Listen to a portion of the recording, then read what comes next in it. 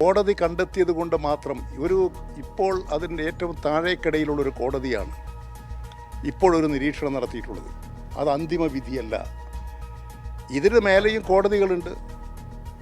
ആ കോടതികളിൽ ഒരാളുടെ സത്യസന്ധതയും അവരുടെ യാഥാർത്ഥ്യവും ജനങ്ങളുടെ മുമ്പാകെ ബോധ്യപ്പെടുത്താൻ, കോടതിയുടെ മുമ്പാകെ ബോധ്യപ്പെടുത്താൻ, നിരപരാധിത്വം ബോധ്യപ്പെടുത്താൻ ഏതൊരു പൗരനും അവകാശമുണ്ട്. അത് നിയമത്തിൻ്റെ വഴികളിലൂടെ സഞ്ചരിക്കും. നിയമവ്യവസ്ഥയിലൂടെ അത് കോടതിയുടെ മുമ്പാകെ തെളിയിക്കാൻ അതിൽ ബന്ധപ്പെട്ടവരെല്ലാം പരിശ്രമിക്കും. ഈ കേസിൽ നിരപരാധികളായിട്ടുള്ള ആളുകൾ ഉൾപ്പെട്ടിട്ടുണ്ട്. അതിൻ്റെ എല്ലാം വിശദാംശങ്ങൾ പരിശോധിച്ച് നിയമ നടപടി സ്വീകരിക്കാനേ സാധിക്കുള്ളൂ. അത്തരം കാര്യങ്ങളെല്ലാം ഇതിനകത്ത് നിലനിൽക്കുന്നത് കൊണ്ട് ഇതിൻ്റെ എല്ലാ വിശദാംശങ്ങളും മനസ്സിലാക്കിയതിന് ശേഷം കൂടുതൽ കാര്യങ്ങൾ പ്രതികരിക്കാം. കേസിൽ കുറ്റം ചെയ്യാത്തവർ ആ കേസിൽ പെട്ടിട്ടുണ്ട് എന്നാണ് മനസ്സിലാക്കുന്നത്. പിന്നെ എന്തായിരുന്നാലും കോടതി വിധി ആരായാലും എന്തായാലും അംഗീകരിക്കാതിരിക്കാൻ പറ്റില്ല. അംഗീകരിച്ചുകൊണ്ടേ തുടർന്ന് ഇനിയും നിയമ നടപടിക്ക് സാധ്യതകളുണ്ടല്ലോ. നമസ്കാരം. പെരിയ കേസിൽ CBI കോടതി കുറ്റക്കാരെ കണ്ടെത്തുമ്പോൾ നിരപരാധികൾ കേസിൽ പ്രതികൾ ആയിട്ടുണ്ടെന്ന് പറയുന്നത് CPIM മാത്രമല്ല, CBI കോടതി തന്നെയാണ്. CBI കോടതി പ്രതികൾ ആക്കപ്പെട്ടിരുന്ന 10 പേരെയാണ് വെറുതെ വിട്ടത്. അതായത് കേരള പോലീസിന്റെ ക്രൈംബ്രാഞ്ച് കണ്ടെത്തിയ പ്രതികളെ തന്നെയാണ് ഇപ്പോൾ CBI കോടതിയും അംഗീകരിച്ചിരിക്കുന്നത്. CBI പിന്നീട് കൂട്ടിച്ചേർത്ത പ്രതികൾ ഇപ്പോൾ പുറത്തായിട്ടുണ്ട്. അങ്ങനെയെങ്കിൽ മേൽക്കോടതികളുടെ സൂക്ഷ്മ പരിശോധനയിൽ 10 നിരപരാധികൾ എന്നത് 12ഉം 15ഉമാകില്ല എന്ന് ആര് കണ്ടു? 1000 അപരാധികളെ വെറുതെ വിട്ടാലും ഒരു നിരപരാധി പോലും ശിക്ഷിക്കപ്പെടരുത് എന്ന് ഉറച്ചു പറയുന്ന നമ്മുടെ നീതിപീഠത്തിന് മുന്നിൽ പെരിയ കേസ് തുറന്ന് ചർച്ച ചെയ്യപ്പെടുകയാണ്. CPIM എന്ന രാഷ്ട്രീയ പ്രസ്ഥാനത്തെക്കുറിച്ച് കുറച്ച് മാധ്യമങ്ങളും എതിർ രാഷ്ട്രീയ ചേരികളും ചേർന്ന് ആഞ്ഞു പിടിച്ചാൽ ജനമധ്യത്തിൽ കരിവാരി തേക്കാനാകുമോ എന്ന് നോക്കുകയാണോ രാഷ്ട്രീയ ശത്രുത കൊണ്ട് കോൺഗ്രസ് പാർട്ടി? ശരത് ലാലും കൃപേഷും എന്നല്ല, ഒരു ജീവനും പൊലിയരുത് ഈ നാട്ടിൽ രാഷ്ട്രീയ വെറിയുടെ പേരിൽ. ആ ക്രൂരത കാട്ടിയവർ ശിക്ഷിക്കപ്പെടണം. എന്നാൽ കേവലം 2 ചെറുപ്പക്കാരുടെ രക്തസാക്ഷിത്വത്തെ മറയാക്കി അവരുടെ കുടുംബങ്ങളെയും നാട്ടുകാരെയും തെറ്റിദ്ധരിപ്പിച്ച് അമ്മമാരുടെ കണ്ണീർ വിറ്റ് CPIM പോലൊരു പ്രസ്ഥാനത്തെ അടിക്കാനുള്ള വടി ഉണ്ടാക്കരുത് പ്രതിപക്ഷം. സത്യം പുറത്തു വരണം. നിരപരാധികൾ ശിക്ഷിക്കപ്പെടരുത്. പെരിയ കേസിൽ രാഷ്ട്രീയ അതിപ്രസരമുണ്ടാക്കി വോട്ട് നേടാനുള്ള അവസരമാക്കി ഇതിനെ മാറ്റരുത്. പെരിയയിൽ പെരിയ രാഷ്ട്രീയ ലാഭം മോഹിക്കുന്നവർ ആരാണ് എന്ന് ചർച്ച ചെയ്യുകയാണ് ഇന്ന് ന്യൂസ് ആൻഡ് ന്യൂസ്. ഇന്ന് ചർച്ചയിൽ പങ്കെടുക്കുന്നവർ CPIMനെ പ്രതിനിധീകരിച്ച് VK സനോജ്, കോൺഗ്രസ് വക്താവ് അഡ്വക്കേറ്റ് അനിൽ ബോസ്, നിയമവിദഗ്ധൻ അഡ്വക്കേറ്റ് നിക്കോളാസ് ജോസഫ്, ഒപ്പം മുതിർന്ന മാധ്യമപ്രവർത്തകൻ N ശ്രീകുമാറും ഈ ചർച്ചയിൽ ചേരും. ഏറ്റവും ആദ്യം അഡ്വക്കേറ്റ് അനിൽ ബോസിലേക്കാണ് പോകുന്നത്. അഡ്വക്കേറ്റ് അനിൽ ബോസ്, ഇപ്പോൾ CPIM നേതാക്കളെ ഈ പെരിയ കേസിൽ ചേർത്ത് വെക്കുന്നത് കോൺഗ്രസിന്റെ ഗൂഢാലോചനയാണോ? രാഷ്ട്രീയ ലക്ഷ്യങ്ങളുണ്ടോ? ഡോക്ടർ, ഈ സംഭവം നടന്നിട്ട് എത്ര വർഷമായെന്ന് ഒന്ന് പറയാവോ? ഈ സംഭവം നടന്നിട്ട് അല്ല, നിങ്ങളാണല്ലോ ഇതിനകത്ത് കൂടുതൽ ആ കാര്യത്തിലൊക്കെ. ചർച്ചയിലേക്ക് കടക്കുന്നതിന് മുമ്പ് അതൊന്ന് ക്ലാരിറ്റി വരുത്താൻ വേണ്ടിയാണ്. എത്ര വർഷമായി സംഭവം നടന്നിട്ടെന്ന് അറിയാമോ? പറഞ്ഞോളൂ അനിൽ ബോസ്, പറഞ്ഞോളൂ. അനിൽ ബോസ് പറഞ്ഞോ ലാല് പറഞ്ഞിട്ട് തുടങ്ങാം. നമ്മൾ വേറെ വഴക്കുണ്ടാക്കണ്ടല്ലോ എന്ന് വിചാരിച്ച എത്ര വർഷമായിട്ടുണ്ടാവും? അനിൽ ബോസ്, ഞാൻ ഇതിനകത്തൊരു തരത്തിലുള്ള അഭിപ്രായവും പറയാൻ തയ്യാറല്ല. അതുകൊണ്ടാണ് ഇൻട്രൊഡക്ഷൻ കേട്ടപ്പോ മനസ്സിലായി നിങ്ങൾ അഭിപ്രായം പറയാത്ത ആളാണെന്ന്. അതുകൊണ്ട് ഇൻട്രൊഡക്ഷൻ കേട്ടപ്പോ എനിക്ക് കാര്യം മനസ്സിലായി നിങ്ങൾ ഒട്ടും അഭിപ്രായം പറയാത്ത ആളാണെന്ന്. ഞാൻ ചോദിച്ചതിന് ലളിതമായി നിങ്ങൾ ചോദിക്കുന്ന ചോദ്യങ്ങൾക്ക് എന്നും ഉത്തരം പറയുന്ന ആളാണല്ലോ ഞങ്ങളൊക്കെ. അപ്പൊ ഒരു ചെറിയ ചോദ്യം, ഈ സംഭവം നടന്നിട്ട് എത്ര വർഷമായി? അതൊന്ന് പറ.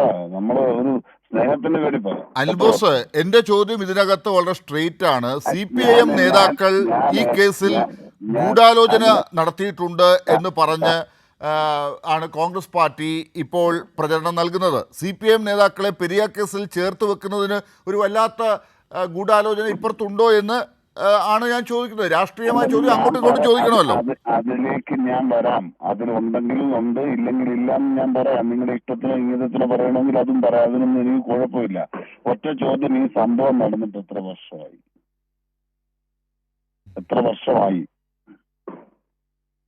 ഒന്ന് പറ. നമുക്കൊരു ചർച്ച, ഒരു സ്റ്റാർട്ടിംഗ് പോയിന്റിൽ നിന്ന് തുടങ്ങാം. ഒന്ന് പറയല്ലോ, എത്ര വർഷമായി? അല്ല, അത് സ്റ്റാർട്ടിംഗ് പോയിന്റിൽ നിന്ന് തുടങ്ങുക എന്നുള്ളതിനപ്പുറം എന്നെ ഒരു സൈഡിലേക്ക് കൊണ്ടുവന്ന് ഒരു പക്ഷത്താക്കാനുള്ള താങ്കളുടെ ശ്രമമാണ്.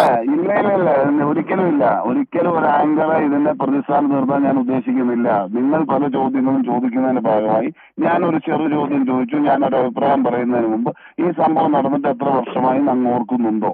ഉണ്ട്, നിങ്ങൾക്ക് അറിയാമോ? ഉണ്ട്. എത്ര വർഷമായി? എന്താണ്? 6.5 വർഷത്തോളമായി. 6 വർഷമായി. ഓക്കെ, അത് മതി. അത്രയും കേട്ടാ മതി.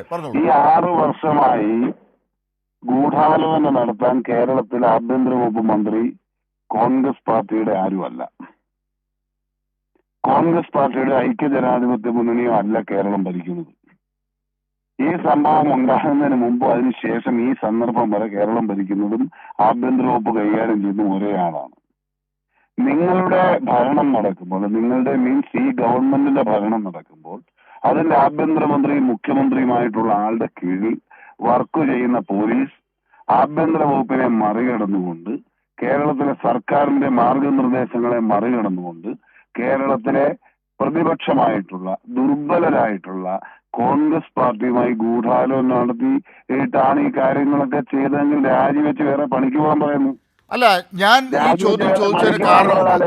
ഞാൻ ഒരു ചോദ്യം ചോദിച്ചതിന് കാരണമുണ്ട്. ഞാൻ ഇതിനകത്ത് താങ്കൾ എന്നെ ഏതൊരു പക്ഷത്തേക്ക് മാറ്റി നിർത്തി ചോദിച്ചാലും, താങ്കൾ എന്നെ ഏതൊരു പക്ഷത്തേക്ക് മാറ്റി നിർത്തിക്കൊണ്ടാണ് ഇത്തരം പ്രതികരണങ്ങൾ നടത്തുന്നത് എങ്കിലും, ഞാൻ പ്രേക്ഷകരുടെ അറിവിലേക്കായിട്ടാണ് ഈ ചോദ്യങ്ങളെല്ലാം ചോദിക്കുന്നത്. വളരെ നിഷ്പക്ഷമായി തന്നെ ഈ കാര്യങ്ങൾ ചർച്ച ചെയ്യപ്പെടണമെന്നുണ്ട്.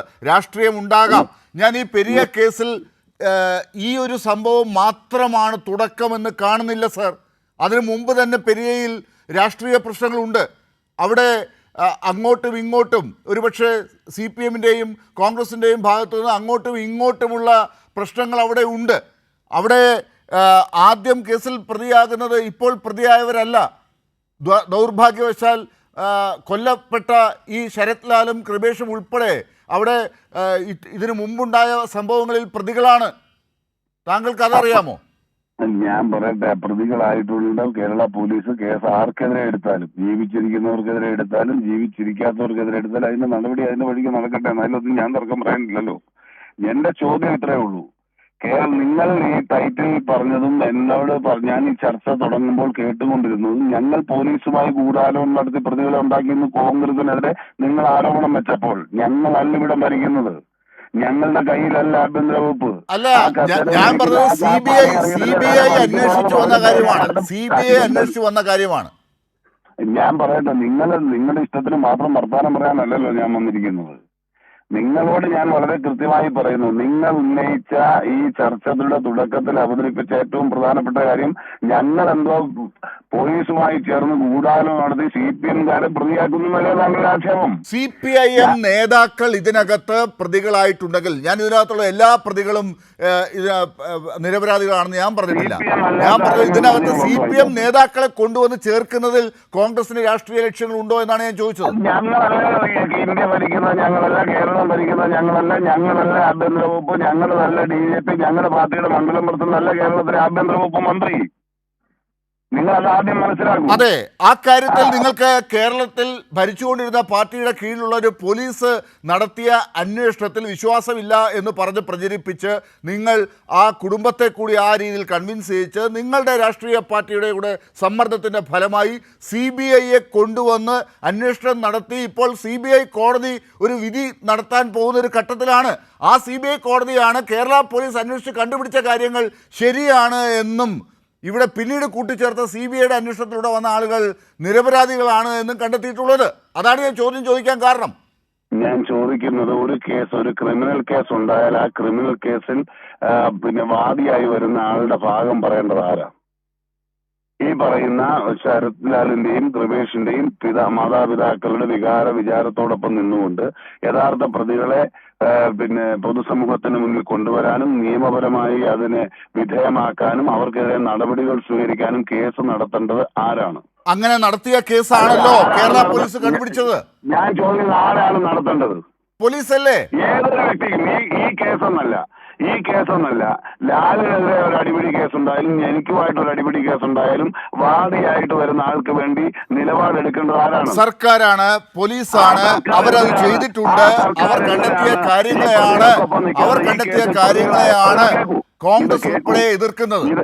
ഇത് കേൾക്കൂ, ഞാൻ ചോദിക്കുന്നത് ദയവായി കേൾക്കൂ. കേസിൽ പ്രതികളായ ആളുകൾക്ക് അവർക്കെതിരെ നടക്കേണ്ട അന്വേഷണം കൃത്യമായി നടക്കുന്നില്ല എന്ന് മാതാപിതാക്കൾക്ക് ചിന്തിക്കാൻ അവകാശമില്ലേ?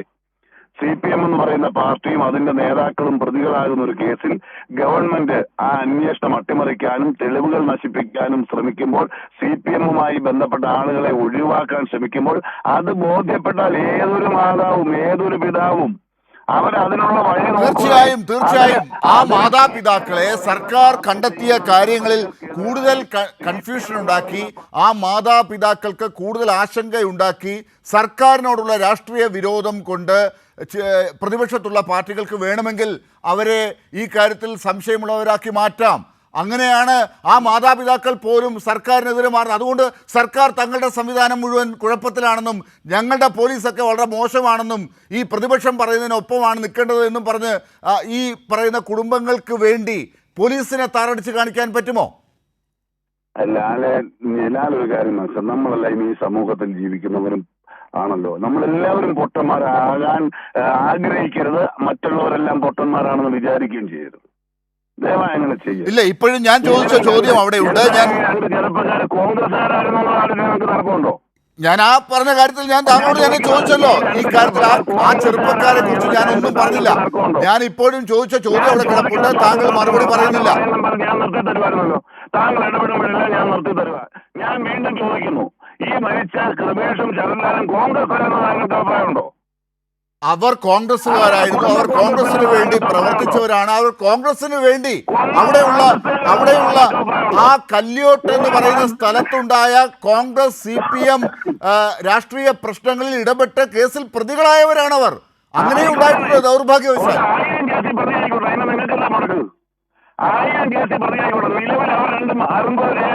സാധാരണ കേസല്ല സാർ, സാധാരണ കേസല്ല. അതെ, ഞാൻ അവരെ കുറ്റപ്പെടുത്തുകയല്ല. അവരുടെ ജീവൻ പൊലിയാൻ പാടില്ല, അവരുടെ ജീവൻ പൊലിയാൻ പാടില്ല. അതിൽ കുറ്റവാളികളായവരെ കണ്ടെത്തുകയും അവരെ ശിക്ഷിക്കുകയും വേണം. ആ ജോലി അവിടെ ചെയ്തിട്ടുണ്ട്. ഞാൻ വരാം സാർ. ശരി, ഞാൻ വരാം. ശരി, ഞാൻ വരാം സാർ. വി കെ സനോജ് ഇപ്പോൾ ഈ കാര്യത്തിൽ CPIM നേതാക്കളെ ചേർത്ത് വെക്കുന്നുണ്ട്. അതിൽ ഗൂഢാലോചനയുണ്ട്, അവർ നിരപരാധികളാണ്.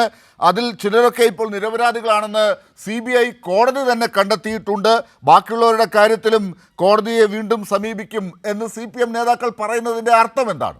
ഇതിലിപ്പോൾ കുറ്റക്കാരാണെന്ന് കണ്ടെത്തിയിട്ടുള്ള പ്രതികളുടെ എണ്ണവും നേരത്തെ ക്രൈംബ്രാഞ്ച് പ്രതിയേർത്ത പ്രതികളുടെ എണ്ണം, അതിനുശേഷം വലിയ ഗൂഢാലോചന കുറ്റം ആരോപിച്ച് CBI കൊണ്ടുവന്ന് CBI കൊണ്ട് പ്രതിയേർത്ത് അതിൽ ഇപ്പോൾ കുറ്റക്കാരെന്ന് കണ്ടെത്തിയ ആളുകളുടെ എണ്ണം, ഇതെല്ലാം നമ്മൾ നോക്കേണ്ടതുണ്ട്.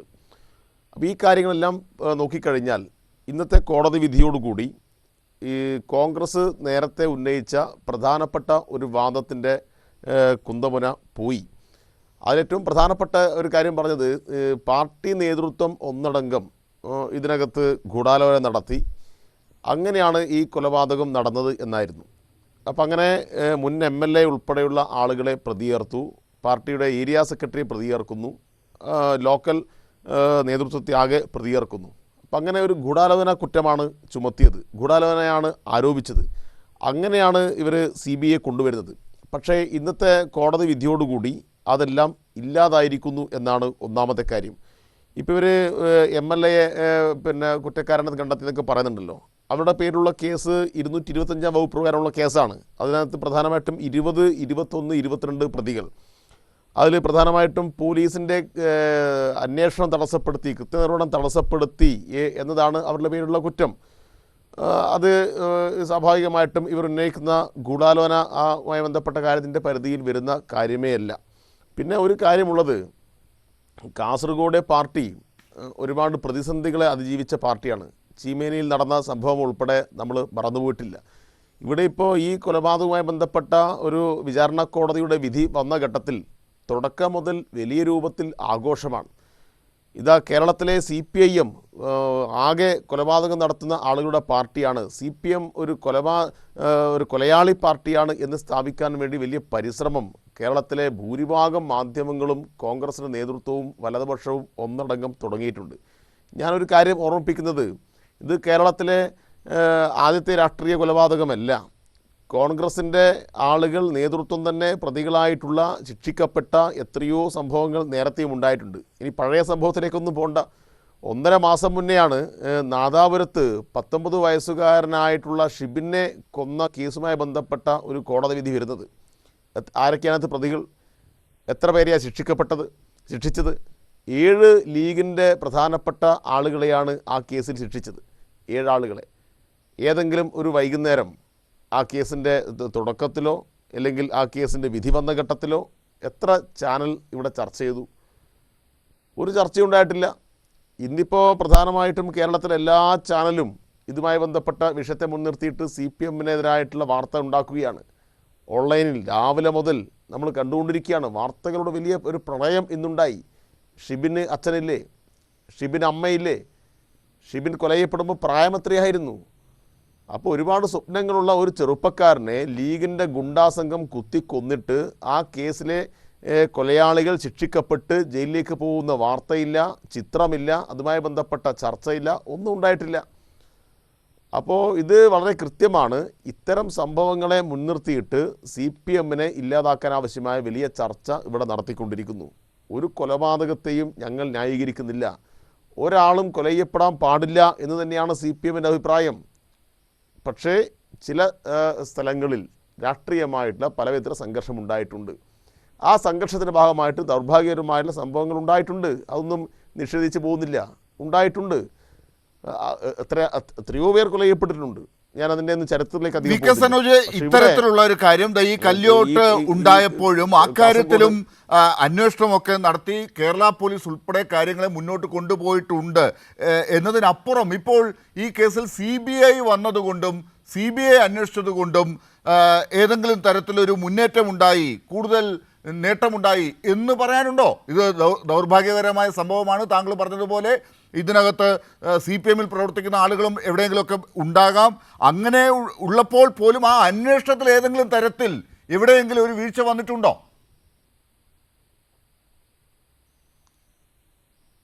അത് ഞാൻ തുടക്കത്തിൽ പറഞ്ഞത്, സംസ്ഥാന ഗവൺമെൻറ് ശക്തമായി ഈ വിഷയത്തിനകത്ത് ഇടപെട്ടു. സംസ്ഥാനത്തെ പോലീസ് സംവിധാനം വളരെ കൃത്യമായി ഇതിനകത്ത് ഇടപെട്ടു. അങ്ങനെ ക്രൈംബ്രാഞ്ച് പ്രതിയേർത്ത ആളുകൾക്ക് പുറമെ CBI അന്വേഷിച്ച് കണ്ടെത്തിയിട്ടുള്ള പ്രതികൾ അവരുടെ പേരിൽ എന്ത് കുറ്റമാണ് ഇന്ന് കോടതി രേഖപ്പെടുത്തിയിട്ടുള്ളത്? അപ്പോൾ ഇവരുന്നയിച്ച ഗൂഢാലോചന കുറ്റം രേഖപ്പെടുത്തിയിട്ടില്ല. കൊലപാതകത്തിൽ നേരിട്ട് പങ്കെടുത്തു എന്ന് രേഖപ്പെടുത്തിയിട്ടില്ല. 225 വകുപ്പ് പ്രകാരം മാത്രമുള്ള കുറ്റം മാത്രമേ ഇവരുടെ പേരിൽ രേഖപ്പെടുത്തിയിട്ടുള്ളൂ. അതുകൊണ്ട് കോൺഗ്രസ് ഉന്നയിച്ച ആ വാദം അതിൻ്റെ മുനയൊടിഞ്ഞു എന്നാണ് ഇന്നത്തെ വിധിയിൽ കൂടി നമുക്ക് കാണാൻ വേണ്ടി കഴിയുക. പിന്നെ കാസർഗോഡിൻ്റെ ഈ കല്യാട് ഉൾപ്പെടെയുള്ള പ്രദേശങ്ങളിൽ കോൺഗ്രസ് അങ്ങേയറ്റത്തെ ഗുണ്ടായിസമാണ് പല ഘട്ടത്തിലും കാണിച്ചിട്ടുള്ളത്. ഈ കൊലയ്യപ്പെട്ട ആൾ തന്നെ നേരത്തെ CPM-ൻ്റെ ലോക്കൽ സെക്രട്ടറി ഉൾപ്പെടെ ആക്രമിച്ച കേസിലെ പ്രതികളാണ്.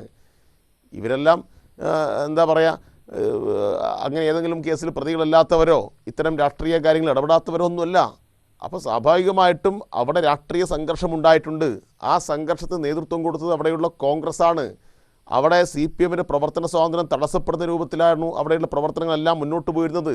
അപ്പോൾ അവിടെ രാഷ്ട്രീയ പ്രവർത്തനം നടത്തുന്നതിൻ്റെ ഭാഗമായിട്ട് പലവിധത്തിലുള്ള സമ്മർദ്ദങ്ങളും അവിടെയുള്ള CPM-ൻ്റെ ആളുകൾക്ക് അനുഭവിക്കേണ്ടി വന്നിട്ടുണ്ട്. അപ്പോൾ അങ്ങനെയെല്ലാമുള്ളൊരു സാഹചര്യം അവിടെ കോൺഗ്രസ് തന്നെയാണ് ഉണ്ടാക്കിയത്. അപ്പോൾ സ്വാഭാവികമായിട്ടും കേരളത്തിൻ്റെ വിവിധ പ്രദേശങ്ങളിൽ നടന്ന പോലെയുള്ള രാഷ്ട്രീയ സംഘർഷത്തിൻ്റെ ഭാഗമായിട്ടുള്ള ഒരു സംഭവമാണത്. അപ്പോൾ അത് തികച്ചും പ്രാദേശികമായിട്ടുള്ള ഒരു കാര്യമാണ്. ആ പ്രാദേശികമായിട്ടുള്ള കാര്യത്തെ CPIM എന്ന് പറയുന്ന ഒരു മഹാപ്രസ്ഥാനത്തെ വേട്ടയാടാൻ വേണ്ടി ഉപയോഗപ്പെടുത്തുന്നു. ആ കാര്യത്തെ ആ അർത്ഥത്തിൽ തള്ളിക്കളയാൻ, ആ അർത്ഥത്തിൽ അതിനകത്ത് നടപടികൾ സ്വീകരിക്കാൻ CPIM തയ്യാറായിട്ടുണ്ട്. ആ സംഭവത്തിൽ ഉൾപ്പെട്ട ആളുകളെ, അതുമായി ബന്ധപ്പെട്ട അന്വേഷണം നടത്തി പാർട്ടി നടപടിയെടുത്ത അനുഭവം നമുക്കവിടെ കാണാൻ വേണ്ടി കഴിയും. അതുകൊണ്ട് അതിനെയൊന്നും ന്യായീകരിക്കാൻ വേണ്ടിയിട്ട് CPIM പുറപ്പെട്ടിട്ടില്ല.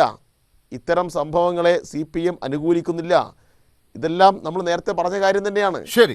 അതുകൊണ്ട് ഏകപക്ഷീയമായിട്ട് കഴിഞ്ഞ കുറേ കാലത്തിനിടയിൽ ഇപ്പം നമുക്കിപ്പോൾ അറിയാലോ, തിരുവനന്തപുരത്തെ ഇരട്ട കൊലപാതകം, തലശ്ശേരിയിലെ കൊലപാതകം, എത്രയെത്ര സംഭവങ്ങളുണ്ടായി. തൃശ്ശൂരിൽ സഖാവ് സനൂപിനെ കൊലപ്പെടുത്തി. അപ്പോൾ ഏകപക്ഷീയമായിട്ട് കോൺഗ്രസ്, BJP, മറ്റ് വർഗീയ സംഘടനകളെല്ലാം ഇടതുപക്ഷത്തെ കടന്നാക്രമിച്ചു, ധീരജനെ കൊന്നു. ഇതേ കോൺഗ്രസിൻ്റെ നേതൃത്വമായിരുന്നില്ലേ അതിനെ ന്യായീകരിച്ചത്? എന്താ ന്യായീകരിച്ചത്? ഒരു ക്യാമ്പസിൽ കയറിയിട്ട് യൂത്ത് കോൺഗ്രസിൻ്റെ വാഴത്തോപ്പ് മണ്ഡലം പ്രസിഡൻ്റായിട്ടുള്ള നിഖിൽ പൈലി കുത്തി കൊന്നുകളഞ്ഞു ഒരു പാവപ്പെട്ട എഞ്ചിനീയറിംഗ് വിദ്യാർത്ഥിയെ. എന്നിട്ടെന്താ പറഞ്ഞത്? എൻ്റെ കുട്ടികളിപ്പോൾ ഉഷാറാണ്, അതുകൊണ്ട് എൻ്റെ കുട്ടികളോട് കളിക്കണ്ട അല്ലേ? ജയിലിൽ പോയി തിരിച്ചു വരുന്ന അവസരത്തിൽ മാലയിട്ട് കൊടുത്തല്ലേ സ്വീകരിച്ചത്? അതിനെക്കുറിച്ചൊന്നും ആരും ഒന്നും പറഞ്ഞിട്ടില്ലല്ലോ ഇവിടെ. അപ്പോൾ ഏകപക്ഷീയമായിട്ട് ഞങ്ങളുടെ സഖാക്കൾക്ക് നേരെ, SFIയുടെ, DYFIയുടെ, CPIMൻ്റെ ആളുകൾക്ക് നേരെ നിരവധിയായ സംഭവങ്ങൾ കഴിഞ്ഞ കുറേ വർഷത്തിനിടയിൽ ഉണ്ടായി. ഞങ്ങൾക്ക് തിരിച്ച് അതുപോലെയുള്ള സംഭവങ്ങൾ എന്തെങ്കിലും ദൗർബല്യമുണ്ടോ? തീർച്ചയായും ഞാൻ വരാം. അഡ്വക്കേറ്റ് നിക്കോളാസ് ജോസഫ്, ഈ കേസിൽ പ്രധാനപ്പെട്ട അഭിഭാഷകനായിരുന്ന ഈ പ്രതികൾക്ക് വേണ്ടി ഹൈക്കോടതി CBI കോടതിയിൽ വാദിച്ച ശ്രീ CK ശ്രീധരൻ, അദ്ദേഹവുമായി ചേർന്ന് പ്രവർത്തിക്കുന്ന ആളാണ് താങ്കൾ, അഡ്വക്കേറ്റ് നിക്കോളാസ് ജോസഫ്. താങ്കൾക്ക് ഈ കേസിൻ്റെ എല്ലാ വശങ്ങളും നല്ലവണ്ണം അറിയാവുന്ന ആൾ കൂടിയാണ്. ഈ കേസിൽ എന്താണ് ശരിക്കും CPIM എന്നൊരു പ്രസ്ഥാനത്തെ കോൺഗ്രസ് എന്ന പ്രസ്ഥാനം ഏത് രീതിയിലാണ് അവതരിപ്പിച്ചിരിക്കുന്നത് എന്നുള്ളതാണ് ഇത്തരം ഒരു ചർച്ച ഇന്നിപ്പോൾ എടുക്കാൻ തന്നെ കാരണം. സാധാരണ ഇത്തരം ചർച്ചകളൊക്കെ ഒഴിവാക്കി പോവുകയാണല്ലോ നമ്മളൊക്കെ ചെയ്യുന്നത്. ഇങ്ങനെയുള്ള ചർച്ച എടുക്കേണ്ട ആവശ്യമില്ലല്ലോ. പക്ഷേ ഇന്നിപ്പോൾ എന്തുകൊണ്ടാണ് CPIM നേതാക്കൾ ഇങ്ങനൊരു പരാതി പറയുന്നത് എന്ന് ശരിക്കും അന്വേഷിച്ച് അത്തരം ഒരു ചർച്ചയിലേക്ക് കൊണ്ടുവരാൻ തന്നെയാണ് ഞാൻ തയ്യാറായത്. അതിനകത്ത് നമ്മുടെ നാട്ടിൽ CPIM പ്രവർത്തകരും UDF പ്രവർത്തകരും അല്ലെങ്കിൽ മറ്റു രാഷ്ട്രീയ പ്രസ്ഥാനങ്ങളും തമ്മിലുള്ള സംഘർഷങ്ങളൊക്കെ പല ഘട്ടങ്ങളിൽ ഉണ്ടാകാറുണ്ട്. ഇവിടെ ഈ കല്ലിയോട്ടും നേരത്തെ തന്നെ കോൺഗ്രസിൻ്റെ പ്രവർത്തകരും CPIM പ്രവർത്തകരും തമ്മിൽ അവിടെ ഒരു സംഘർഷമുണ്ട്. അങ്ങനെ ഇരിക്കുന്ന ഒരു ഘട്ടത്തിലാണ് അവിടെ രണ്ടുപേർ കൊല ചെയ്യപ്പെടുന്നത്. അവർ കോൺഗ്രസ് പ്രവർത്തകരാണ്. നേരത്തെ അഡ്വക്കേറ്റ് അനിൽ ബോസ് ചോദിച്ചതാണല്ലോ, ഒരു കോൺഗ്രസ്സുകാരല്ലേ എന്നാണ് ചോദിച്ചത്. ഒരു കോൺഗ്രസ് ആണ്. പക്ഷേ അതിൻ്റെ ആ കേസ് മുന്നോട്ട് പോകുമ്പോൾ കോൺഗ്രസിൻ്റെ ഒരു വീണ് കിട്ടിയ അവസരം പോലെ അവർ ഉപയോഗിക്കുന്നുണ്ട്.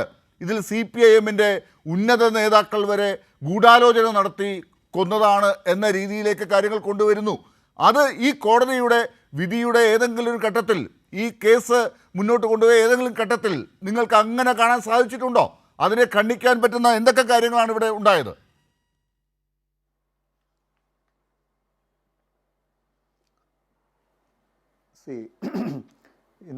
ഇന്നത്തെ കേൾക്കാമോ? കേൾക്കാം, പറഞ്ഞോളൂ.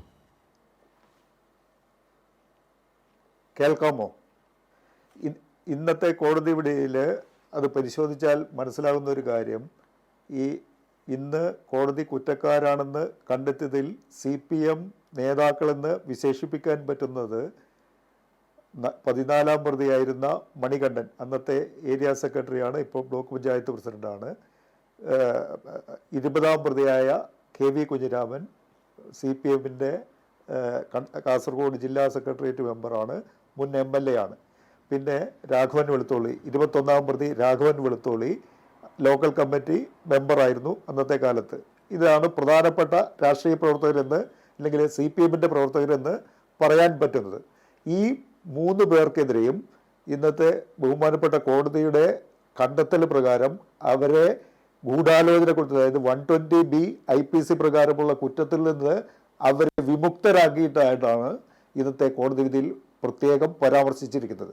അവരുടെ പേരിൽ ആരോപിക്കപ്പെട്ടതും തെളിയിക്കപ്പെട്ടതുമായിട്ടുള്ള ഏക കുറ്റം IPC 225 വകുപ്പ് പ്രകാരം രണ്ടാം പ്രതിയെ കസ്റ്റഡിയിലെടുത്ത രണ്ടാം പ്രതിയെ 18/2/2019 തീയതി രാത്രി പാക്കം ചെറൂട്ട എന്ന സ്ഥലത്ത് വെച്ച് ജീപ്പിൽ കയറ്റിയിരുത്തി അവരെ ഇറക്കിക്കൊണ്ടുപോയി എന്നുള്ളതിൻ്റെ പേരിൽ ചാർജ് ചെയ്യപ്പെട്ട IPC 225 വകുപ്പിൽ മാത്രമാണ് അവരെ 4 പേരെയും 14-ാം പ്രതിയായ മണികണ്ഠനെയും 20-ാം പ്രതിയായ KV കുഞ്ഞിരാമനെയും 21, 22 പ്രതികളെയും ഇന്ന് കുറ്റക്കാരായി കണ്ടെത്തിയിട്ടുള്ളത്. ഈ പറഞ്ഞ ഗൂഢാലോചന അവരുടെ പേരിൽ ആരോപിക്കപ്പെട്ടിട്ടില്ല.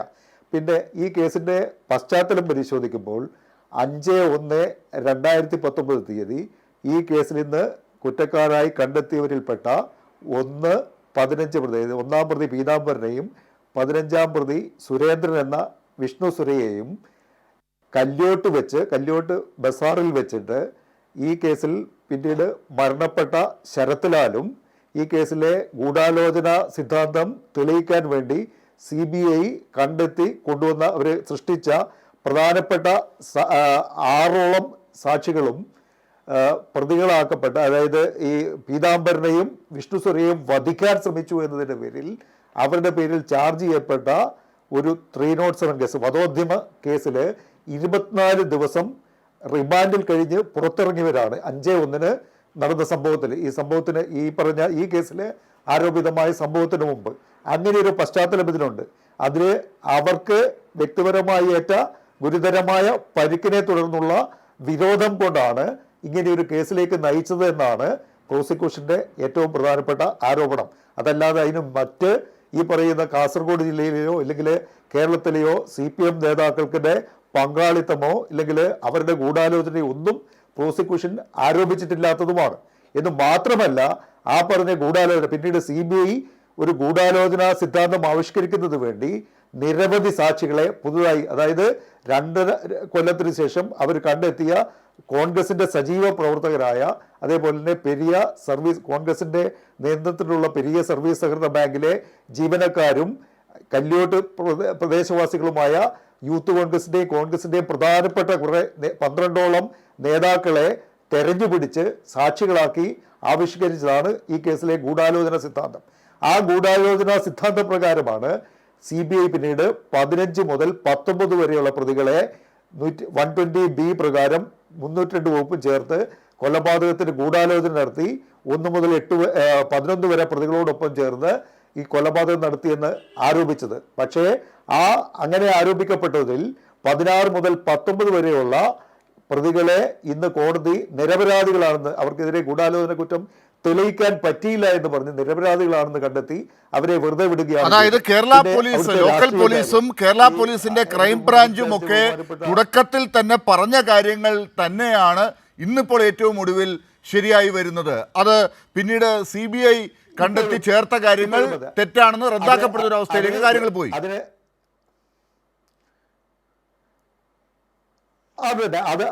ഏറ്റവും വലിയ തെളിവാണ് ഇവര് CBI അന്വേഷണം ആവശ്യപ്പെട്ടുകൊണ്ട് ബഹുമാനപ്പെട്ട കേരള ഹൈക്കോടതിയിൽ ഈ മരണപ്പെട്ട ശരത്തിന്റെയും കൃപേഷിന്റെയും മാതാപിതാക്കളായ കൃഷ്ണൻ, ബാലാമണി, ശരത്ലാലിന്റെ കൃപേഷിന്റെ മാതാപിതാക്കൾ, സത്യനാരായണൻ, ലതാപി ഇവരെയൊക്കെ സാക്ഷികളായിട്ട് കോടതിയിൽ വിസ്തരിച്ചതാണ്. ഇവരെല്ലാം കൂടി ചേർന്നിട്ട് ഈ റിട്ട് പെറ്റീഷൻ കൊടുക്കുന്നതിന് മുമ്പായി കേരളത്തിലെ ആഭ്യന്തര വകുപ്പ് ചീഫ് സെക്രട്ടറിക്കും കേരള സംസ്ഥാന പോലീസ് മേധാവിക്കും ഒരു ഹർജി കൊടുത്തിരുന്നു. അതിൽ അവർ പറഞ്ഞിരിക്കുന്ന ഒരു സെന്റൻസ് ഞാൻ വായിച്ച് കേൾപ്പിക്കാൻ എന്നെ അനുവദിക്കുക. അത് ഹൈക്കോടതിയിൽ റിട്ട് പെറ്റീഷനോടൊപ്പം Shri Asaf Ali writ petition file ചെയ്തപ്പോൾ അതോടൊപ്പം ഹാജരാക്കിയ ഒരു രേഖയാണ്. മേൽ സംഭവത്തെ തുടർന്ന്, ഈ കൊലപാതകത്തെ തുടർന്ന് ശ്രീ K. ശ്രീകുമാറിന്റെ PW1 പരാതിയെ തുടർന്ന് ഇന്ത്യൻ ശിക്ഷാ നിയമം 302 വകുപ്പ് അനുസരിച്ച് ബേക്കൽ പോലീസ് ക്രൈം നമ്പർ 81/2019 വകുപ്പ് അനുസരിച്ച് കേസ് രജിസ്റ്റർ ചെയ്തു. അന്വേഷണം ആരംഭിച്ചെങ്കിലും കൊലപാതകത്തിൽ ഭരണകക്ഷിയായ CPM പാർട്ടിക്ക് പങ്കുണ്ടെന്ന് മനസ്സിലാക്കിയ പോലീസ് ആരംഭത്തിൽ തന്നെ കേസ് അന്വേഷണത്തിൽ ഗുരുതരമായ അനാസ്ഥയാണ് കാണിച്ചിട്ടുള്ളത്. അതിനെ തുടർന്നുണ്ടായ പരാതിയെ തുടർന്ന് സർക്കാർ മേൽ കേസ് അന്വേഷണം ക്രൈംബ്രാഞ്ച് പോലീസിനെ ഏൽപ്പിച്ചുകൊണ്ട് ഉത്തരവിറക്കുകയും ക്രൈംബ്രാഞ്ച് കേസ് അന്വേഷണം ഏറ്റെടുത്ത് നടത്തുകയും ചെയ്തു. അതായത് ഈ സംഭവം ഉണ്ടായ 17/2/2019 തീയതി രാത്രി 7:45 മണി സമയത്ത് ഈ ആരോപിതമായ സംഭവം ഉണ്ടായതാണ് പറഞ്ഞത്. അന്ന് രാത്രി തന്നെ കാസർഗോഡ് ജില്ലാ പോലീസ് മേധാവിയും സംസ്ഥാന പോലീസ് മേധാവിയും കൂടിയാലോചിച്ച് കാസർഗോഡ് ജില്ലയിൽ അന്ന് നിലവിലുണ്ടായിരുന്ന ഏറ്റവും സീനിയർ ആയിട്ടുള്ള ഒരു ഡിവൈഎസ്പിയുടെ നേതൃത്വത്തിൽ ഒരു പ്രത്യേക അന്വേഷണ സംഘത്തെ ഈ കേസ് അന്വേഷിക്കാൻ വേണ്ടി ചുമതലപ്പെടുത്തുകയും അവർ അന്ന് രാത്രി തന്നെ ഈ കേസ് അന്വേഷണം ഏറ്റെടുക്കുകയും ചെയ്തു. അവര് കേസ് അന്വേഷിച്ച് 5 ദിവസം പൂർത്തിയാകുന്നതിന് മുമ്പ് ഈ മരണപ്പെട്ടവരുടെ മാതാപിതാക്കളും കോൺഗ്രസ് നേതാക്കന്മാരും അവർക്കെതിരെ പരാതി ഉന്നയിച്ചതിനെ തുടർന്നാണ് ഒരു മലപ്പുറം ക്രൈംബ്രാഞ്ച് ഡിവൈഎസ്പിയുടെ നേതൃത്വത്തിൽ ഒരു സ്പെഷ്യൽ ഇൻവെസ്റ്റിഗേഷൻ ടീമിനെ കോൺസ്റ്റിറ്റ്യൂട്ട് ചെയ്ത് കേസ് അന്വേഷണം നടത്തിയത്. അവർ 3 മാസം അന്വേഷിച്ച് 1 മുതൽ 14 വരെ പ്രതികൾക്കെതിരെ കൊലപാതക കുറ്റം അടക്കം ചാർജ് ചെയ്ത് കോടതിയിൽ വന്ന ഫൈനൽ റിപ്പോർട്ടിനെതിരെയാണ് അവര് കേരള ഹൈക്കോടതിയുടെ സിംഗിൾ ബെഞ്ചിൽ റിട്ട് പെറ്റീഷനുമായിട്ട് വന്നത്. ആ റിട്ട് പെറ്റീഷനിനകത്ത് ബഹുമാനപ്പെട്ട കേരള ഹൈക്കോടതിയുടെ സിംഗിൾ ബെഞ്ച് ക്രൈംബ്രാഞ്ച് കുറ്റാന്വേഷണം നടത്തി തയ്യാറാക്കിയ ഫൈനൽ റിപ്പോർട്ട് റദ്ദാക്കിക്കൊണ്ട് ഉത്തരവിട്ടിരുന്നു. അതുകൊണ്ട് മാത്രമാണ് സംസ്ഥാന സർക്കാർ അതിനെതിരെ, കാരണം സംസ്ഥാന സർക്കാരിന്റെ ബാധ്യതയാണിത്, സർക്കാരിന്റെ ഭാഗമായ കേരള പോലീസ് അന്വേഷിച്ച് കണ്ടെത്തിയ നിഗമനങ്ങളുടെ അടിസ്ഥാനത്തിൽ തയ്യാറാക്കിയ കുറ്റപത്രം റദ്ദാക്കാനുള്ള തീരുമാനത്തിനെതിരെയാണ് കേരള സർക്കാർ ഹൈക്കോടതിയുടെ ഡിവിഷൻ തീർച്ചയായും അത്തരം അത് സർക്കാരിന്റെ ഉത്തരവാദിത്വം തന്നെയാണ്. ആ കാര്യങ്ങൾ ചെയ്യുക എന്നുള്ളത് സർക്കാർ ചെയ്യേണ്ടത് തന്നെയാണ്. അതിൽ കോടതിക്ക് തീരുമാനം എടുക്കുകയും ചെയ്യാം. എന്തായാലും അത് പിന്നീട് CBIയിലേക്ക് വന്നു. പക്ഷേ അത് എങ്ങനെയാണ് രാഷ്ട്രീയമായി സംസ്ഥാനത്ത് ഉപയോഗിക്കപ്പെട്ടത് എന്നുള്ളതാണ്. ഞാൻ വരാം, അഡ്വക്കേറ്റ് നിക്കോളാസ് ജോസഫ്, ഞാൻ താങ്കളിലേക്ക് വരാം. ശ്രീ N. ശ്രീകുമാർ, ഇത് രാഷ്ട്രീയമായി ഉപയോഗിക്കപ്പെടുന്നതിനെയാണ് നമ്മൾ ഇന്നത്തെ ചർച്ചയിലേക്ക് കൊണ്ടുവന്നിരിക്കുന്നത്. ഈ കേസിൻ്റെ കാര്യങ്ങൾ കൃത്യമായി ആർക്കും നിയമപരമായി താല്പര്യമുള്ള ആർക്കും പരിശോധിച്ചാൽ മനസ്സിലാകും. കേരള പോലീസ് ഇതിനകത്ത് എന്താണ് ചെയ്തത്, ക്രൈംബ്രാഞ്ച് പിന്നീട് എന്താണ് ചെയ്തത്, പിന്നീട് വന്ന പരാതികൾ എങ്ങനെയാണ് ഉണ്ടായത്, റിപ്പോർട്ട് എങ്ങനെയാണ് കോടതി ക്രൈംബ്രാഞ്ചിൻ്റെ റിപ്പോർട്ട് എങ്ങനെയാണ് റദ്ദാക്കുന്ന അവസ്ഥയിലേക്ക് കാര്യങ്ങൾ എത്തിയത്, അത് പിന്നീട് CBI കണ്ടെത്തിയത് എന്താണ്, അതെന്താണ് CBI കോടതി തന്നെ ഇന്നിപ്പോൾ CBIയുടെ കണ്ടെത്തലിൽ തന്നെ നിരാകരിച്ചുകൊണ്ട് കാര്യങ്ങൾ എന്താണ് പറഞ്ഞത് എന്നൊക്കെ. പക്ഷേ രാഷ്ട്രീയമായി നോക്കൂ, ഈ കാലങ്ങളിലൊക്കെ കോൺഗ്രസ് CPMനെ എങ്ങനെയാണ് നേരിട്ടത്, CPMൻ്റെ നേതാക്കളെ എങ്ങനെയാണ് ഇതിലേക്ക് കണക്ട് ചെയ്ത് കൊണ്ടുവന്നത്, അതിൻ്റെ ലാഭം എങ്ങനെയാണ് കോൺഗ്രസ്സിനുണ്ടായത്, കോൺഗ്രസ്സിന് പെരിയ എന്ന ഗ്രാമത്തെ എങ്ങനെയാണ് അവരുടെ കയ്യിലേക്ക് രാഷ്ട്രീയമായി കൊണ്ടുവരാൻ സാധിച്ചത്, അതെങ്ങനെയാണ് കാസർകോട്ടെ രാഷ്ട്രീയത്തിൽ തന്നെ പ്രതിഫലിച്ചത്, ലോക്സഭാ മണ്ഡലങ്ങളിൽ ഉൾപ്പെടെ എങ്ങനെയാണ് തെരഞ്ഞെടുപ്പ് സമയങ്ങളിൽ അത് ഉപയോഗിക്കപ്പെട്ടത്, ഇതൊക്കെ ഇപ്പോൾ നമ്മൾ വിലയിരുത്തിയാൽ നമുക്കത് മനസ്സിലാകും. പെരിയ കേസ് എങ്ങനെയാണ് കോൺഗ്രസ് മുന്നോട്ട് കൊണ്ടുപോയത് എന്ന്. ആ അർത്ഥത്തിലേക്ക് രാഷ്ട്രീയമായ ഒരു ഗൂഢാലോചന നടന്നോ എന്നതായിരുന്നു ഞാൻ തുടക്കത്തിൽ അനിൽ ബോസിനോട് ചോദിച്ചത്. അതിൻ്റെ ഉത്തരം അദ്ദേഹം പറഞ്ഞിട്ടില്ല. താങ്കൾക്ക് എന്താണ് നിരീക്ഷിക്കാനുള്ളത്? നോക്കൂ ലാലേ, 2 യൂത്ത് കോൺഗ്രസ് പ്രവർത്തകരെ കൊലപ്പെടുത്തിയ പ്രതികളെ ഇന്ന് കോടതി ശിക്ഷിച്ചിരിക്കുക.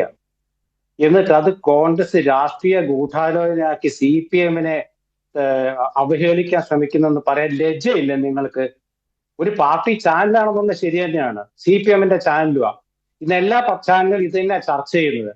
പക്ഷെ ഒരു ചാനൽ ചർച്ച ചെയ്യുമ്പോഴേ അത് ജനങ്ങൾക്ക് മനസ്സിലാകണം, അല്ലെങ്കിൽ ചുരുങ്ങിയത് പാർട്ടി പ്രവർത്തകരെങ്കിലും ബോധ്യപ്പെടണം നിങ്ങൾ എന്താ പറഞ്ഞുകൊണ്ടിരിക്കുന്നത്. കോടതിയിൽ തോറ്റു, ചാനലിൽ വാദിച്ച് ജയിക്കാമെന്ന് കരുത്. നിങ്ങൾ ജയിച്ചോളൂ, ചാനലിൽ വാദിച്ച് ജയിച്ചോ. 2 യൂത്ത് കോൺഗ്രസ് പ്രവർത്തകരെ കോടതിയിൽ തോറ്റു എന്ന് താങ്കൾ ഒരു ഫ്രെയിം ഉണ്ടാക്കി വെക്കുന്നത് എങ്ങനെയാണ്? കോടതിയിൽ ആര് തോറ്റു എന്നാണ് സർ? ആര് തോറ്റു എന്നുള്ളത് ജനങ്ങൾക്ക് മനസ്സിലായി. നിങ്ങൾക്ക് മനസ്സിലാവാൻ കുറെ സമയം എടുക്കും. CBI തോറ്റു. TP ചന്ദ്രശേഖരനെ കൊന്നപ്പോഴും നിങ്ങൾ ഇത് തന്നെയാ പറഞ്ഞേ. TP ചന്ദ്രശേഖരനെ കൊന്നപ്പോൾ പാർട്ടി എന്താ പറഞ്ഞേ? പാർട്ടിക്ക് ബന്ധമില്ല. പക്ഷെ VS അച്യുതാനന്ദൻ എന്താ പറഞ്ഞത്? ഓർമ്മയില്ലേ? നെയ്യാറ്റിൻകര തെരഞ്ഞെടുപ്പ് കാലത്ത് VS അച്യുതാനന്ദൻ രമയെ പോയി കണ്ടത്. അല്ല, ഇതിലെ പാർട്ടിയെ കണക്ട് ചെയ്യാനുള്ള നിങ്ങളുടെയൊക്കെ വ്യഗ്രത, അതാണ് എൻ്റെ ചോദ്യം. നിങ്ങൾക്ക് അതിനുള്ള സ്വാതന്ത്ര്യമുണ്ട്. പക്ഷേ നിങ്ങൾ CPIM എന്നൊരു പാർട്ടി ഇതിനകത്തേക്ക് കൊണ്ടുവരുന്നതിന് പകരം ഞാൻ ചോദിക്കുന്നത്, അന്വേഷിച്ച് കണ്ടെത്തിയ ക്രൈംബ്രാഞ്ചിൻ്റെ അന്വേഷണ ഫലത്തെ ഇന്ന് CBI കോടതി അംഗീകരിച്ചിരിക്കുകയല്ലേ? അപ്പോൾ CBIയുടെ അന്വേഷണത്തെ അല്ലേ ഇവിടെ ഇന്നിപ്പോൾ റദ്ദാക്കിയിരിക്കുന്നത്? CBI അല്ലേ തോറ്റത്? എങ്ങനെയാണ് CPM തോക്കുന്നത്? എന്റെ ലാലേ, സത്യം പറഞ്ഞാൽ നിങ്ങൾ ഈ ചാനലാകുന്ന പാർട്ടി പ്രവർത്തകർ ഇപ്പൊ ഓഫ് ചെയ്യും. കാരണം നിങ്ങളുടെ മുൻ ജില്ലാ സെക്രട്ടറി, അതായത് ലോക്കൽ ബ്രാഞ്ച്, ലോക്കൽ, ഏരിയ, ജില്ല, ഈ 4 തലത്തിലുള്ള നേതാക്കൾ ഇതിലെ പെട്ടിരിക്കുക കേസില്. പിന്നെ സാങ്കേതികമായിട്ട് ഇതിൽ പങ്കെടുക്കുന്ന അഭിഭാഷകനെ ഞാൻ കുറ്റം പറയില്ല. കാരണം അദ്ദേഹം അവർക്ക് വേണ്ടി വാദിച്ച ഒരാളാണ്. അദ്ദേഹം വാദിച്ചോട്ടെ, കുഴപ്പമില്ല. അദ്ദേഹം അല്ല, അദ്ദേഹത്തിന്റെ സാങ്കേതിക അതിൽപ്പെട്ട ന്യായീകരണം പാർട്ടിയുമായി നടത്തിക്കോട്ടെ. ബന്ധപ്പെട്ട ആളുകളെ ഇവിടെ എന്താണ് CBI പറഞ്ഞത്? നിങ്ങളൊക്കെ പ്രചരിപ്പിച്ചത് എന്താണ്? CPM ഒക്കെ ഗൂഢാലോചന നടത്തിക്കൊണ്ട് ഈ കേസ് ആസൂത്രണം ചെയ്ത് മുന്നോട്ട് കൊണ്ടുപോയിന്നല്ലേ? അതല്ല ഇപ്പോൾ ഇന്ന് കണ്ടെത്തിയത്. അവരുടെ പേരിലുള്ള ചാർജ് അതല്ല. അല്ലെ, ഒന്നുകിൽ ഞാൻ പറയുന്നത് മുഴുവൻ പറയാൻ അനുവദിക്കുക. എന്തായാലും ഞാൻ പറയുന്നത് നിങ്ങൾക്ക് ഇഷ്ടപ്പെടില്ല. അല്ലെങ്കിൽ പറയാം, ശ്രീകുമാർ സംസാരിക്കേണ്ടെന്ന് പറഞ്ഞാൽ ഞാൻ നിങ്ങൾ പറഞ്ഞ കേട്ടോണ്ടിരിക്കാം. ഇതിലെ ഗൂഢാലോചന കുറ്റം തെളിഞ്ഞു, കൊലക്കുറ്റം തെളിഞ്ഞു എന്നാണ് ആദ്യത്തെ കോടതിയുടെ ആദ്യ പ്രതികൾക്കെതിരെയുള്ള പറച്ചില്. അത് മനസ്സിലാക്കുക. ഗൂഢാലോചനയും കൊലക്കുറ്റവും തെളിഞ്ഞു എന്നുള്ളതാണ്. ശിക്ഷ വിധിക്കുമ്പോൾ അറിയാം മറ്റു കാര്യങ്ങള്. നിങ്ങൾ ഈ കാര്യം ആലോചിക്കേണ്ടത്, ഇതിൽ പാർട്ടിക്ക് ബന്ധമില്ലെന്ന് പറഞ്ഞാൽ ഈ സർ, കേരളത്തിലെ ഗൂഢാലോചന എന്ന് പറഞ്ഞാൽ യൂത്ത് കോൺഗ്രസിന്റെ 120B ആണ്. ഗൂഢാലോചന എന്ന് പറഞ്ഞാൽ താങ്കൾക്ക് വേണമെങ്കിൽ ഞാൻ ചോദ്യം ചോദിക്കാതിരിക്കണമെങ്കിൽ ഞാൻ ചോദിക്കാതിരിക്കാം. താങ്കൾക്ക് ഇഷ്ടമുള്ളത് പറയണമെങ്കിൽ ഞാൻ ഒരു 5 മിനിറ്റ് അനുവദിച്ചു തരാം. കൈരളിയുടെ പ്ലാറ്റ്ഫോമിൽ താങ്കൾക്ക് അങ്ങനെ പറയാൻ ആഗ്രഹമുണ്ടെങ്കിൽ പറഞ്ഞോളൂ. പക്ഷേ ഇത് സത്യം അറിഞ്ഞു പോകണമല്ലോ. 120B എന്ന് പറയുന്ന ഗൂഢാലോചന വകുപ്പ് ഇവിടെ ഈ പറയുന്ന CPM നേതാക്കൾക്കെതിരെ ഇല്ല. അവിടെയാണ് നേരത്തെ ചൂണ്ടിക്കാട്ടിയ 225 എന്ന് പറയുന്ന വകുപ്പ് വരുന്നത് IPCയുടെ. അതെന്താണ്? ഈ പറയുന്ന കസ്റ്റഡിയിൽ, പോലീസിൻ്റെ കസ്റ്റഡിയിലുള്ള ആളുകളെ അവിടെ നിന്ന് കൊണ്ടുപോകുന്നു എന്നുള്ളതാണ് ചാർജ്. അത് പിന്നീട് നടന്ന സംഭവമാണ്. പിന്നീട് നടന്ന സംഭവമാണ് നമ്മുടെ നാട്ടിൽ. അല്ല, അത് ചോദിക്കാം, ഞാൻ ചോദിക്കാതെ. പക്ഷേ നമ്മുടെ നാട്ടിൽ ഇത്തരത്തിലുള്ള കാര്യങ്ങളൊക്കെ വരുമ്പോൾ രാഷ്ട്രീയ നേതാക്കൾ ഇടപെടുക, അവരെ സഹായിക്കുക എന്നൊക്കെ ഒരു രീതിയുണ്ടല്ലോ. അത് നമുക്ക് കോൺഗ്രസിൻ്റെ ഭാഗത്തും കാണാം. അത് പോട്ടെ, ഞാൻ ചോദിക്കാം സനോജിനോട്. പക്ഷെ താങ്കൾ പറഞ്ഞതല്ല ശരി. ഞാൻ പറഞ്ഞത് ശരിയല്ല, നിങ്ങൾ കേൾക്കണ്ടെന്നേ. നിങ്ങളുടെ മുഖ്യമന്ത്രി നിയമസഭയിൽ പറഞ്ഞ എന്താ? പെരിയ കൊലക്കേസിലെ പ്രതികൾക്ക് വേണ്ടി അഭിഭാഷകരെ കൊണ്ടുവന്നതിന് പണം ആരാ കൊടുത്തേ? പണം ആരാ കൊടുത്തേ? ഗവൺമെന്റ് ആണോ? ഇവിടെ ഇരിക്കുന്ന അഭിഭാഷകനോട് അദ്ദേഹത്തിന് അറിയാമല്ലോ, ഒരു ക്രിമിനൽ കുറ്റം ചെയ്താൽ അത് സ്റ്റേറ്റിനെതിരായ കുറ്റമാണ് അല്ലേ വക്കീലെ? അത് ഗവൺമെന്റിനെതിരായ കുറ്റമാണ്, സ്റ്റേറ്റിനെതിരായ കുറ്റമാണ്. നമ്മളെ സിവിൽ കേസ് അല്ലല്ലോ, അത് ക്രിമിനൽ കേസല്ലേ? ക്രിമിനൽ കേസിൽ ഒരു ക്രിമിനൽ കേസ് ഉണ്ടായാൽ അതിൽ ആരാണോ വാദിയായത് ആ വാദികൾക്ക് വേണ്ടി കേസ് ഏറ്റെടുക്കേണ്ടതാണ് ഗവൺമെന്റ്.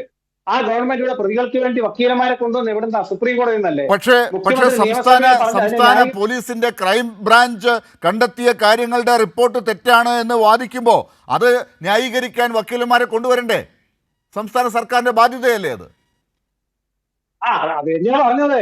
ഒരു കൊലപാതക കുറ്റം ചെയ്തിട്ട് ക്രൈംബ്രാഞ്ചിന്റെ റിപ്പോർട്ട് തള്ളിക്കളഞ്ഞില്ലേ കോടതി? സിംഗിൾ ബെഞ്ച് തള്ളിക്കളഞ്ഞു, ഡിവിഷൻ ബെഞ്ച് തള്ളിക്കളഞ്ഞു, സുപ്രീം കോടതി തള്ളിക്കളഞ്ഞിട്ട് ആ CBI ഏർപ്പെടുത്തിയത്. ആ CBI വന്നുകൊണ്ട് സത്യം തെളിഞ്ഞു. എന്നിട്ട് CBI കോടതി കണ്ടെത്തിയതുണ്ട്. എന്നിട്ട് CBI കോടതി കണ്ടെത്തിയ കാര്യം ഇന്നിപ്പോ പറഞ്ഞ കാര്യങ്ങൾ അതേ റിപ്പോർട്ടിലുള്ള കാര്യങ്ങളല്ലേ? എന്റെ ലാല, നിങ്ങൾ ചുമ്മാ ഈ വെറുതെ ചോദ്യം ചോദിച്ചോണ്ടിരിക്കാതെ, ഞാൻ ഇവിടെ ഈ ചർച്ചയിൽ നിങ്ങൾക്ക് വേണ്ടി CPM വേണ്ടി പങ്കെടുക്കുന്നവരോട് എനിക്ക് സഹതാപമേ ഉള്ളൂ. കാരണം എന്താ വെച്ചാൽ ഇതുപോലെ വലിയ ഇരട്ട കൊലപാതകം, ആ പെരിയ പഞ്ചായത്ത് പോയില്ലേ CPM-നെ? അതാണ് ഇതിനകത്തുള്ള കോൺഗ്രസിന്റെ ലാഭം എന്ന് പറയുന്നത്. ഞാൻ പറയുന്നത് അതാണ്. നിങ്ങളൊക്കെ ഈ രീതിയിൽ പ്രചരിപ്പിക്കുന്നത് CPM വേണമെങ്കിൽ അത് പ്രതിരോധിക്കട്ടെ, അവർ അതിന് നിങ്ങൾക്ക് മറുപടി തരട്ടെ. പക്ഷേ നമ്മളിത് കണ്ടുകൊണ്ടിരിക്കുന്ന നാട്ടുകാരുണ്ടല്ലോ, മാധ്യമങ്ങളുണ്ടല്ലോ, അവരൊക്കെ പറയുന്നതാണ് ശരി എന്ന് പറഞ്ഞങ്ങ് ഇരുന്ന് കഴിഞ്ഞാൽ നമുക്ക് ഈ ചോദ്യങ്ങൾ ഉണ്ടാകില്ല. അതുകൊണ്ടാണ് ഞാൻ ഇത്തരം ഒരു ചർച്ച എടുത്തതും ഇനി ഈ ചോദ്യങ്ങൾ ചോദിക്കാൻ തയ്യാറായതും. അതുകൊണ്ടാണ് ഞാൻ ചോദിക്കുന്നത്, കോൺഗ്രസിൻ്റെ ലാഭം, കോൺഗ്രസ്സിന് പെരിയ കിട്ടി, അതാണ് ലാഭം. ആ ഒരു ചെറിയ ലാഭത്തിന് വേണ്ടി ആ കുടുംബങ്ങളെ, ഇരകളുടെ കുടുംബത്തെ, അവരുടെ അച്ഛനെയും അമ്മയും ഒക്കെ, അവരൊരു പക്ഷേ കോൺഗ്രസ്സുകാരായിരിക്കാം, പക്ഷെ എന്നാൽ പോലും അവരെ പോലും കൺഫ്യൂസ് ചെയ്യിച്ച് സംസ്ഥാന സർക്കാരിനെതിരായി ഈ രീതിയിൽ, സംസ്ഥാന സർക്കാരിനെ വിടൂ, പോലീസിനെ, നമ്മുടെ കേരള പോലീസിനെ അവർ കണ്ടെത്തിയ കാര്യങ്ങൾക്കെതിരായി മാറ്റുക എന്നൊക്കെ പറയുന്നത് കേവല രാഷ്ട്രീയ ലാഭത്തിന് വേണ്ടി മാത്രം ചെയ്യുന്നത് ശരിയാണോ? നോക്കൂ ലാലെ, ഞാൻ പറയുന്ന ഒരു കാര്യം പറഞ്ഞതിന്റെ അടുത്തത് നിങ്ങൾ പറയണ്ട. ഒന്നുകിൽ എന്റെ യൂറോപ്പിൽ നിങ്ങൾ സംസാരിക്കേണ്ട. അതായത് പെരിയ ഗ്രാമപഞ്ചായത്തിൽ നിന്ന് ജനങ്ങൾ CPM-നെ അടിച്ചോടിച്ചു, കോടതി പ്രഹരിച്ചു. ആരെ പ്രഹരിച്ചേ? കമ്മ്യൂണിസ്റ്റ് മാർക്സിസ്റ്റ് പാർട്ടിയുടെ നയത്തെയാണ് പ്രഹരിച്ചത്. മേലിൽ കൊലപാതകം നടത്തരുന്നുള്ള സൂചനയാണത്. ഇനിയെങ്കിലും നന്നാകാൻ നോക്ക്. അല്ല, അപ്പൊ അവിടെ അങ്ങനെയാണ് ഞാൻ ചോദിക്കട്ടെ, അവിടെ നിങ്ങൾ കോൺഗ്രസ് പാർട്ടിയുടെ നേതാക്കൾക്ക് പറയാനുള്ള ഉത്തരവാദിത്തമുണ്ടല്ലോ. ഈ ശരത് ലാലിനെയും കൃപേഷിനെയും ഉൾപ്പെടെയുള്ളവരെ ഈ രീതിയിലാക്കി അവിടെ ഈ കേസിലെ പ്രതികളാക്കി. നേരത്തെ അൽബോസ് പറഞ്ഞല്ലോ, ഇവർ കേസിലെ പ്രതികളാണ്, 1000 കേസുകളിൽ പ്രതികളായിട്ടുണ്ടാകുമെന്ന്. അവരെ ഈ രീതിയിൽ അവിടെയുള്ള സംഘർഷങ്ങൾക്ക് വിട്ടുകൊടുത്തത് ആരാണ്? ഈ പെരിയ പിടിച്ചെടുക്കാൻ വേണ്ടിയിട്ടാണോ? ഇത്തരത്തിലുള്ള ലാഭങ്ങൾക്ക് വേണ്ടിയിട്ടാണോ ഇവരെയൊക്കെ ഉപയോഗിക്കുന്നത്? അവിടെ മാത്രമാണോ? ഇവിടെ നേരത്തെ VK സനോജ് ചൂണ്ടിക്കാട്ടിയ പല സ്ഥലങ്ങളുണ്ടല്ലോ, പല കേസുകളുണ്ട്. വെഞ്ഞാറമൂട്ടിൽ അല്ലെങ്കിൽ മറ്റ് പലയിടങ്ങളിൽ നേരത്തെ നാദാപുരത്തെ കാര്യങ്ങൾ പറഞ്ഞു. ഇവിടെയൊക്കെ നടത്തുന്ന കൊലപാതകങ്ങളിലൊക്കെ ആർക്കാണ് ഉത്തരവാദിത്വം? ഇതെല്ലാം CPM-ൻ്റെ തലയിൽ മാത്രം ചാരി വെച്ചാൽ മതിയോ? നമുക്ക് രണ്ടു കൂട്ടരും ഇത് ചെയ്യാൻ പാടില്ല. അത് രണ്ടുപേരും ചെയ്യാൻ പാടില്ല നിങ്ങൾ പറയണ്ട. CPM നിർത്ത്, രണ്ടുപേരുടെ പേരൊന്നും പറയണ്ട അവിടെ. അങ്ങനെയല്ല, രണ്ടുപേരും നിർത്ത്. ഇപ്പൊ CPM ഇതിനകത്ത് ഇല്ലല്ലോ. ഇപ്പൊ ഈ പറഞ്ഞ കാര്യത്തിനകത്ത് കോൺഗ്രസ് അല്ലേ ഞാൻ പറഞ്ഞ കാര്യത്തിലുള്ളത്? അല്ല, ഒരു മിനിറ്റ്. ലാൽ എന്നെ വിളിച്ചത് ഇതിൽ ചർച്ചയിൽ പങ്കെടുക്കാനാ, അല്ലാണ്ട് നിങ്ങളുടെ പ്രശ്നം കേൾക്കാനല്ല. ഞാൻ ചർച്ചയിൽ പങ്കെടുക്കാനേ ഞാൻ പറയുന്നതിന് ഇടയ്ക്കിടയ്ക്ക് എനിക്ക് പറഞ്ഞോളൂ. ഞാൻ പറഞ്ഞല്ലോ, താങ്കൾക്ക് സമയം തരാം. താങ്കൾ പറയൂ. ഞാൻ സമയം വേണ്ട, എനിക്ക് സമയം വേണ്ട. ഞാൻ പറയുന്ന കാര്യങ്ങൾ കേട്ടിട്ട് നിങ്ങളെ സനോജ് ഉണ്ടല്ലോ, വക്കീലുണ്ടല്ലോ, ഞാൻ വക്കീലിനെ മാറ്റി നിർത്തുകയാണ്. കാരണം അദ്ദേഹത്തിന്റെ പ്രൊഫഷനാണ് ചെയ്യുന്നത്. സനോജ് ഉണ്ടല്ലോ CPM-ന് വേണ്ടി പറയാൻ. സനോജ് പറഞ്ഞോട്ടെ, അല്ലാതെ ഞാൻ പറയുന്ന ഇടയ്ക്ക് നിങ്ങൾ പറഞ്ഞുകൊണ്ടിരിക്കേണ്ട. ഈ കേസ് CPM-ലെ കേരളത്തിൽ നിന്നും എന്താണ് പറയുക, കേരളത്തിൽ നിന്നും സമൂലം തുടച്ചു നീക്കാൻ പറ്റാവുന്ന ഒരു പരാമർശം എന്ന് കോടതി ഒരു വിധി എന്ന് കോടതിയിൽ നിന്ന് ഉണ്ടായത്. അതായത് CPM-ന്റെ ബ്രാഞ്ച്, ലോക്കൽ ഏരിയ, ജില്ലാ കമ്മിറ്റി നേതാക്കൾ ഇതിൽ പ്രതിസ്ഥാനത്ത് നിന്ന് കുറ്റക്കാരാണെന്ന് കോടതി കണ്ടെത്തിയ ഇവിടെ അതാണ്. അത് ആ രീതിയിലാണോ VK സനോജ്? അതാണോ ഇപ്പോ N ശ്രീകുമാറൊക്കെ പറയുന്നത് പോലെ CPM-ന്റെ നേതാക്കളൊക്കെ ഈ പറഞ്ഞ അർത്ഥത്തിൽ ഈ കൊലപാതകമൊക്കെ ആസൂത്രണം ചെയ്ത് അവരവിടെ പോയി കൃത്യം നിർവഹിച്ചു എന്നൊക്കെ ഉള്ള രീതിയിലാണ് ഇത് പ്രചരിപ്പിക്കുന്നത്? ഇവിടെ ആയതുകൊണ്ടാണ് ഞാൻ ഇത്തരത്തിലുള്ള ചോദ്യങ്ങൾ ചോദിക്കുന്നത്. കേരളത്തിൽ പല ചർച്ചകളിലും ഇത്തരം മറു ചോദ്യങ്ങൾ ഇവരോടൊന്നും ആരും ചോദിക്കുന്നില്ല. ഇങ്ങനെയാണോ നിങ്ങളുടെ നേതാക്കളൊക്കെ ചെയ്തത്? ഈ ശ്രീകുമാർ അവർ പറഞ്ഞല്ലോ ഇപ്പോൾ അവസാനത്തിൽ CPM-നെ സമൂലമായി തുടച്ചു നീക്കാനുള്ള പദ്ധതി എന്ന് പറഞ്ഞല്ലോ. ഈ കാര്യങ്ങൾ ഇവർ പറയാൻ തുടങ്ങിയിട്ടും ഇതിനു വേണ്ടിയിട്ട് ഇവർ പ്രവർത്തിക്കാൻ തുടങ്ങിയിട്ടും വർഷങ്ങൾ കുറേയായി. ഒരുപാട് കേസുകൾ CPM നേതൃത്വത്തിനെതിരായിട്ട് ചുമത്തപ്പെട്ടിരുന്നു. പല വിധത്തിലുള്ള ഗൂഢാലോചന കേസുകൾ ഉണ്ടായിരുന്നു. അതിനെയെല്ലാം അതിജീവിച്ചിട്ടാണ് CPIM എന്ന് പറയുന്ന പ്രസ്ഥാനം ഈ കേരളത്തിൽ ഇങ്ങനെ പടർന്ന് പന്തലിച്ച് നിൽക്കുന്നത്. നിങ്ങളുടെ ഈ കാസർഗോഡ് തന്നെ ശ്രീകുമാറിൻ്റെ പഴയ നേതാക്കന്മാരോട് ചോദിച്ചാൽ അറിയാൻ പറ്റും ചീമേനിയിൽ എന്താണ് ഉണ്ടായതെന്ന്. കമ്മ്യൂണിസ്റ്റുകാരായിട്ടുള്ള ആളുകളെ കൊന്നുകളഞ്ഞു അല്ലേ, ഓഫീസിൽ തീയിട്ടിട്ട് ആളുകളെ ചുട്ടുകൊന്നുകളഞ്ഞു. ആ പാരമ്പര്യം പിൻപറ്റിക്കൊണ്ടാണ്, അതിനെ തള്ളിപ്പറയാതെയാണ് ശ്രീകുമാർ ഇപ്പോൾ ഇവിടെ വന്ന് വലിയ ന്യായീകരണ പ്രസംഗം നടത്തുന്നത്. അതുകൊണ്ട് ഞാൻ നേരത്തെ പറഞ്ഞു, രാഷ്ട്രീയ കൊലപാതകങ്ങളും ഇതുമായി ബന്ധപ്പെട്ട സംഘർഷങ്ങളുമെല്ലാം പല സ്ഥലത്തും കേരളത്തിലുണ്ടായിട്ടുണ്ട്. അവിടെ ഈ കൊലയപ്പെട്ട ശരത്തും കൃപേഷുമെല്ലാം അവിടെ കേസിൽ പ്രതികളായിരുന്നു. എങ്ങനെ അവർ കേസിൽ പ്രതികളാവുന്നത്? കോൺഗ്രസ് കേരളത്തിൽ കൊണ്ടുവന്ന ഗുണ്ടാ രാഷ്ട്രീയത്തിൻ്റെ ഭാഗമായിട്ടാണ്. കാരണം സുധാകരനെ പോലുള്ള ഒരാളാണ് ഇപ്പോൾ KPCCയുടെ പ്രസിഡന്റ്. ആ KPCCയുടെ പ്രസിഡന്റ് എത്രമാത്രം ഗുണ്ടായിസത്തിന്, ഇങ്ങനെയുള്ള പ്രവർത്തനത്തിനെല്ലാം എത്രമാത്രം പ്രോത്സാഹിപ്പിച്ച നേതാവാണെന്ന് ഞാനവിടെ പറയേണ്ടതുണ്ടോ? ഇത് ഞാൻ മാത്രമല്ലല്ലോ പറയുന്നത്. പണ്ട് DCCയുടെ പ്രസിഡൻ്റായിട്ടുള്ള P രാമകൃഷ്ണൻ എന്ന് പറയുന്ന ഒരാളുണ്ടായിരുന്നു കണ്ണൂരിൽ. ശ്രീകുമാർ സാറിന് അറിയാമായിരിക്കും. ആ P രാമകൃഷ്ണൻ തന്നെ പറഞ്ഞു, ഈ കേരളത്തിൻ്റെ രാഷ്ട്രീയ മണ്ഡലത്തിൽ ഗുണ്ടായിസം കൊണ്ടുവന്ന എന്ന സംഭാവനയാണ് സുധാകരനുള്ളത്. അല്ലാണ്ട് സുധാകരന് വേറൊരു സംഭാവനയും ഇവിടെ ഇല്ല എന്ന് പറഞ്ഞ ആൾ DCCയുടെ പ്രസിഡൻ്റായിരുന്നു. മരിക്കുന്ന കാലം വരെ ഈ P രാമകൃഷ്ണൻ കോൺഗ്രസിൻ്റെ പ്രധാനപ്പെട്ട നേതാവ് തന്നെയായിരുന്നു. അപ്പോൾ സുധാകരനെപ്പോലുള്ള ആളുകൾ കൊണ്ടുവന്ന ഗുണ്ടാ രാഷ്ട്രീയത്തിൻ്റെ ഭാഗമായിട്ട് അതിൽ പെട്ടുപോയ രണ്ട് ചെറുപ്പക്കാരാണ് ഈ കൊലയപ്പെട്ട ആളുകൾ. അവർ അവിടെയുള്ള ലോക്കൽ സെക്രട്ടറി ആക്രമിച്ച കേസിലെ പ്രതികളായിരുന്നു, 1-ാം പ്രതിയും 9-ാം പ്രതിയും. മനസ്സിലായില്ലേ? അപ്പോൾ അവിടെ പ്രാദേശികമായിട്ടുണ്ടായിട്ടുള്ള സംഘർഷമുണ്ട്, അത് യാഥാർത്ഥ്യമാണ്. ആ സംഘർഷത്തെ അവിടെയുള്ള ആളുകൾ പ്രതിരോധിച്ചിട്ടുണ്ട്. അതൊന്നും പാർട്ടിയുടെ നേതൃത്വത്തിൻ്റെ അറിവോടുകൂടിയല്ല. ഇപ്പോൾ ശ്രീകുമാർ എന്താ പറയുന്നത്? പാർട്ടിയുടെ ജില്ലാ കമ്മിറ്റി അംഗം ഇതിനകത്ത് പ്രതിയായി, പാർട്ടിയുടെ ഏരിയ കമ്മിറ്റി അംഗം പ്രതിയായി, പാർട്ടിയുടെ ലോക്കൽ കമ്മിറ്റി അംഗം പ്രതിയായി, പ്രാദേശിക നേതാവ് പ്രതിയായി. അങ്ങനെ ഈ 4 ഗണത്തിൽപ്പെട്ട ആളുകളെല്ലാം പ്രതിയായതോടുകൂടി കേരളത്തിലെ കമ്മ്യൂണിസ്റ്റ് പാർട്ടി ഇതോടെ അവസാനിച്ച് കിട്ടും എന്നാണ് പറയുന്നത്. അതൊക്കെ നിങ്ങളുടെ വ്യാമോഹമാണ്. അല്ല, ആ അർത്ഥത്തിൽ CBI പറഞ്ഞിട്ടില്ല, നിങ്ങളുടെ ആഗ്രഹപ്രകാരം ആഗ്രഹം അത് പൊളിഞ്ഞുപോയി. അത് പൊളിഞ്ഞുപോയി. ഇപ്പോൾ ഇവർ ആവേശത്തോട് ചോദിക്കുന്നു, എന്തിനാണ് നിങ്ങൾ CBIക്കെതിരായിട്ട് കോടതിയിൽ പോയത് എന്ന്. സംസ്ഥാനത്തെ പോലീസ്, ക്രൈംബ്രാഞ്ച് വളരെ കൃത്യമായി അന്വേഷിച്ച് ഇതുമായി ബന്ധപ്പെട്ട കുറ്റപത്രം കൊടുത്തപ്പോൾ അത് തള്ളിക്കളയാൻ വേണ്ടിയിട്ട് നിങ്ങളങ്ങ് ശ്രമിച്ചു കഴിഞ്ഞാൽ അതെല്ലാം അംഗീകരിച്ചു കൊള്ളണം എന്നാണോ? അത് അംഗീകരിക്കലാണോ സർക്കാരിൻ്റെ പണി?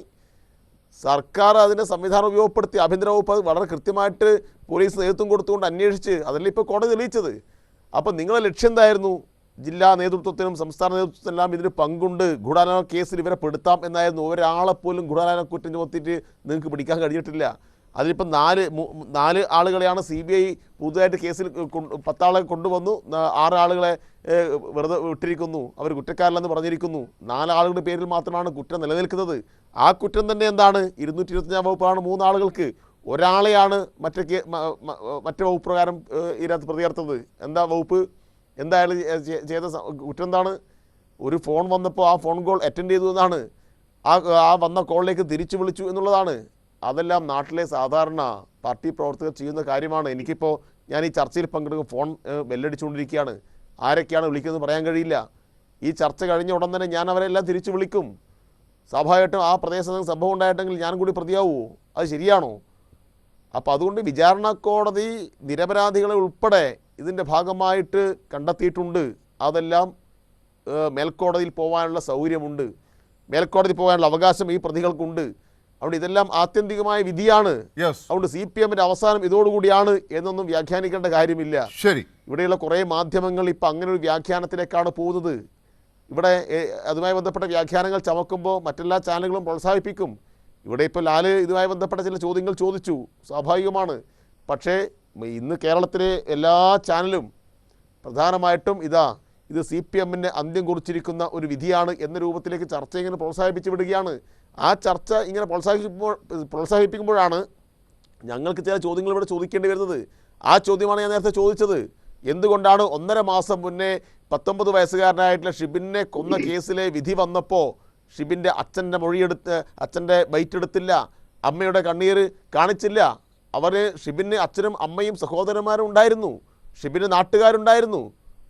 മഴുകൊണ്ട് വെട്ടിക്കൊന്നുകളഞ്ഞതാ 19 വയസ്സുള്ള ചെറുപ്പക്കാരനെ. എന്തേ ആരും കണ്ണീർ വാർത്തിട്ടില്ലല്ലോ?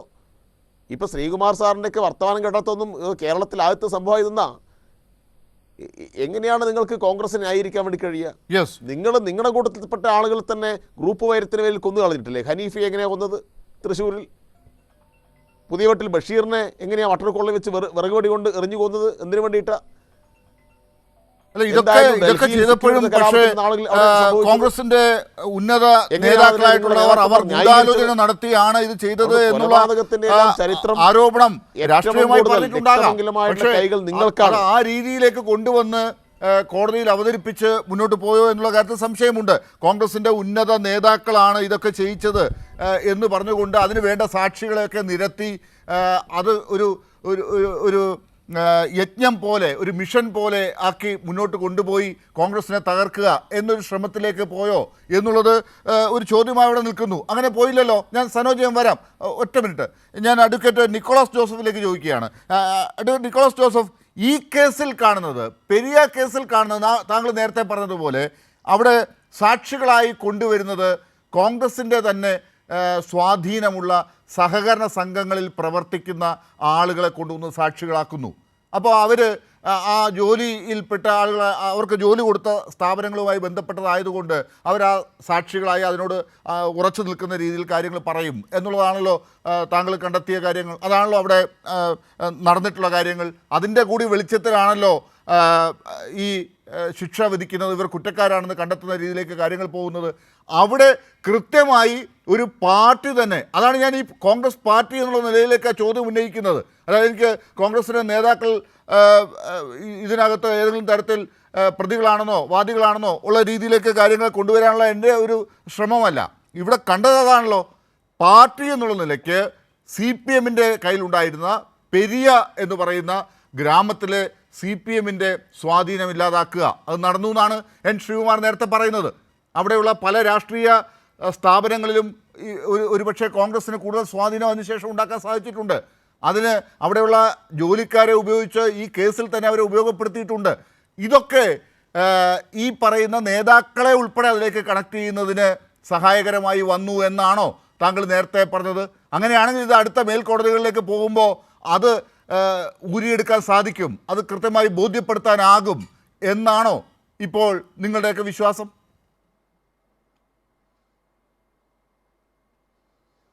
തീർച്ചയായിട്ടും. കാരണം ഈ കേസിൽ ഈ 2020 തന്നെ സുപ്രീം കോടതിയുടെ ഉത്തരവിന് ശേഷം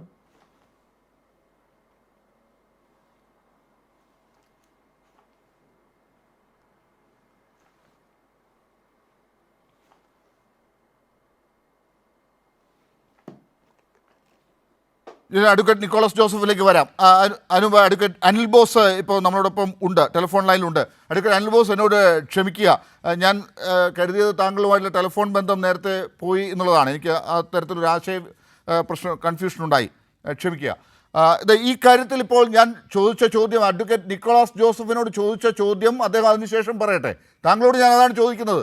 കോൺഗ്രസിൻ്റെ ഒരു മിഷൻ എന്നുള്ള നിലയ്ക്ക് ഇതിനകത്ത് ഉണ്ടായിട്ടുണ്ടെങ്കിൽ ഈ കേസ് നടത്തിയെടുക്കാൻ കോൺഗ്രസ് കാണിച്ച ആത്മാർത്ഥമായ ഒരു പരിശ്രമമുണ്ട്, അതിനുവേണ്ടി പണം കണ്ടെത്തിയത്, ആ കുടുംബത്തോടൊപ്പം നിന്നത് എന്നൊക്കെ പറയുന്ന നിങ്ങളുടെ ഒരു വാദമുണ്ടല്ലോ. അതിനോടൊപ്പം ഇതിൽ സാക്ഷികളെ പോലും കൊണ്ടുവന്ന് നിർത്തിയിരിക്കുന്നത് നിങ്ങൾക്ക് സ്വാധീനമുള്ള ആളുകളെയാണെന്ന് വക്കീൽ നേരത്തെ പറഞ്ഞ കാര്യമുണ്ടല്ലോ. അതുൾപ്പെടെയാണ് CPM-നെ ചില നേതാക്കളെ അവിടെ കൊണ്ടുവരാൻ സാധിക്കുന്ന തരത്തിലേക്ക് കേസിനെ കൊണ്ടുവന്ന് എത്തിച്ചത്. അത് എളുപ്പത്തിൽ അവർക്ക് തെളിയിക്കാൻ സാധിക്കും ഇനി അങ്ങോട്ട്.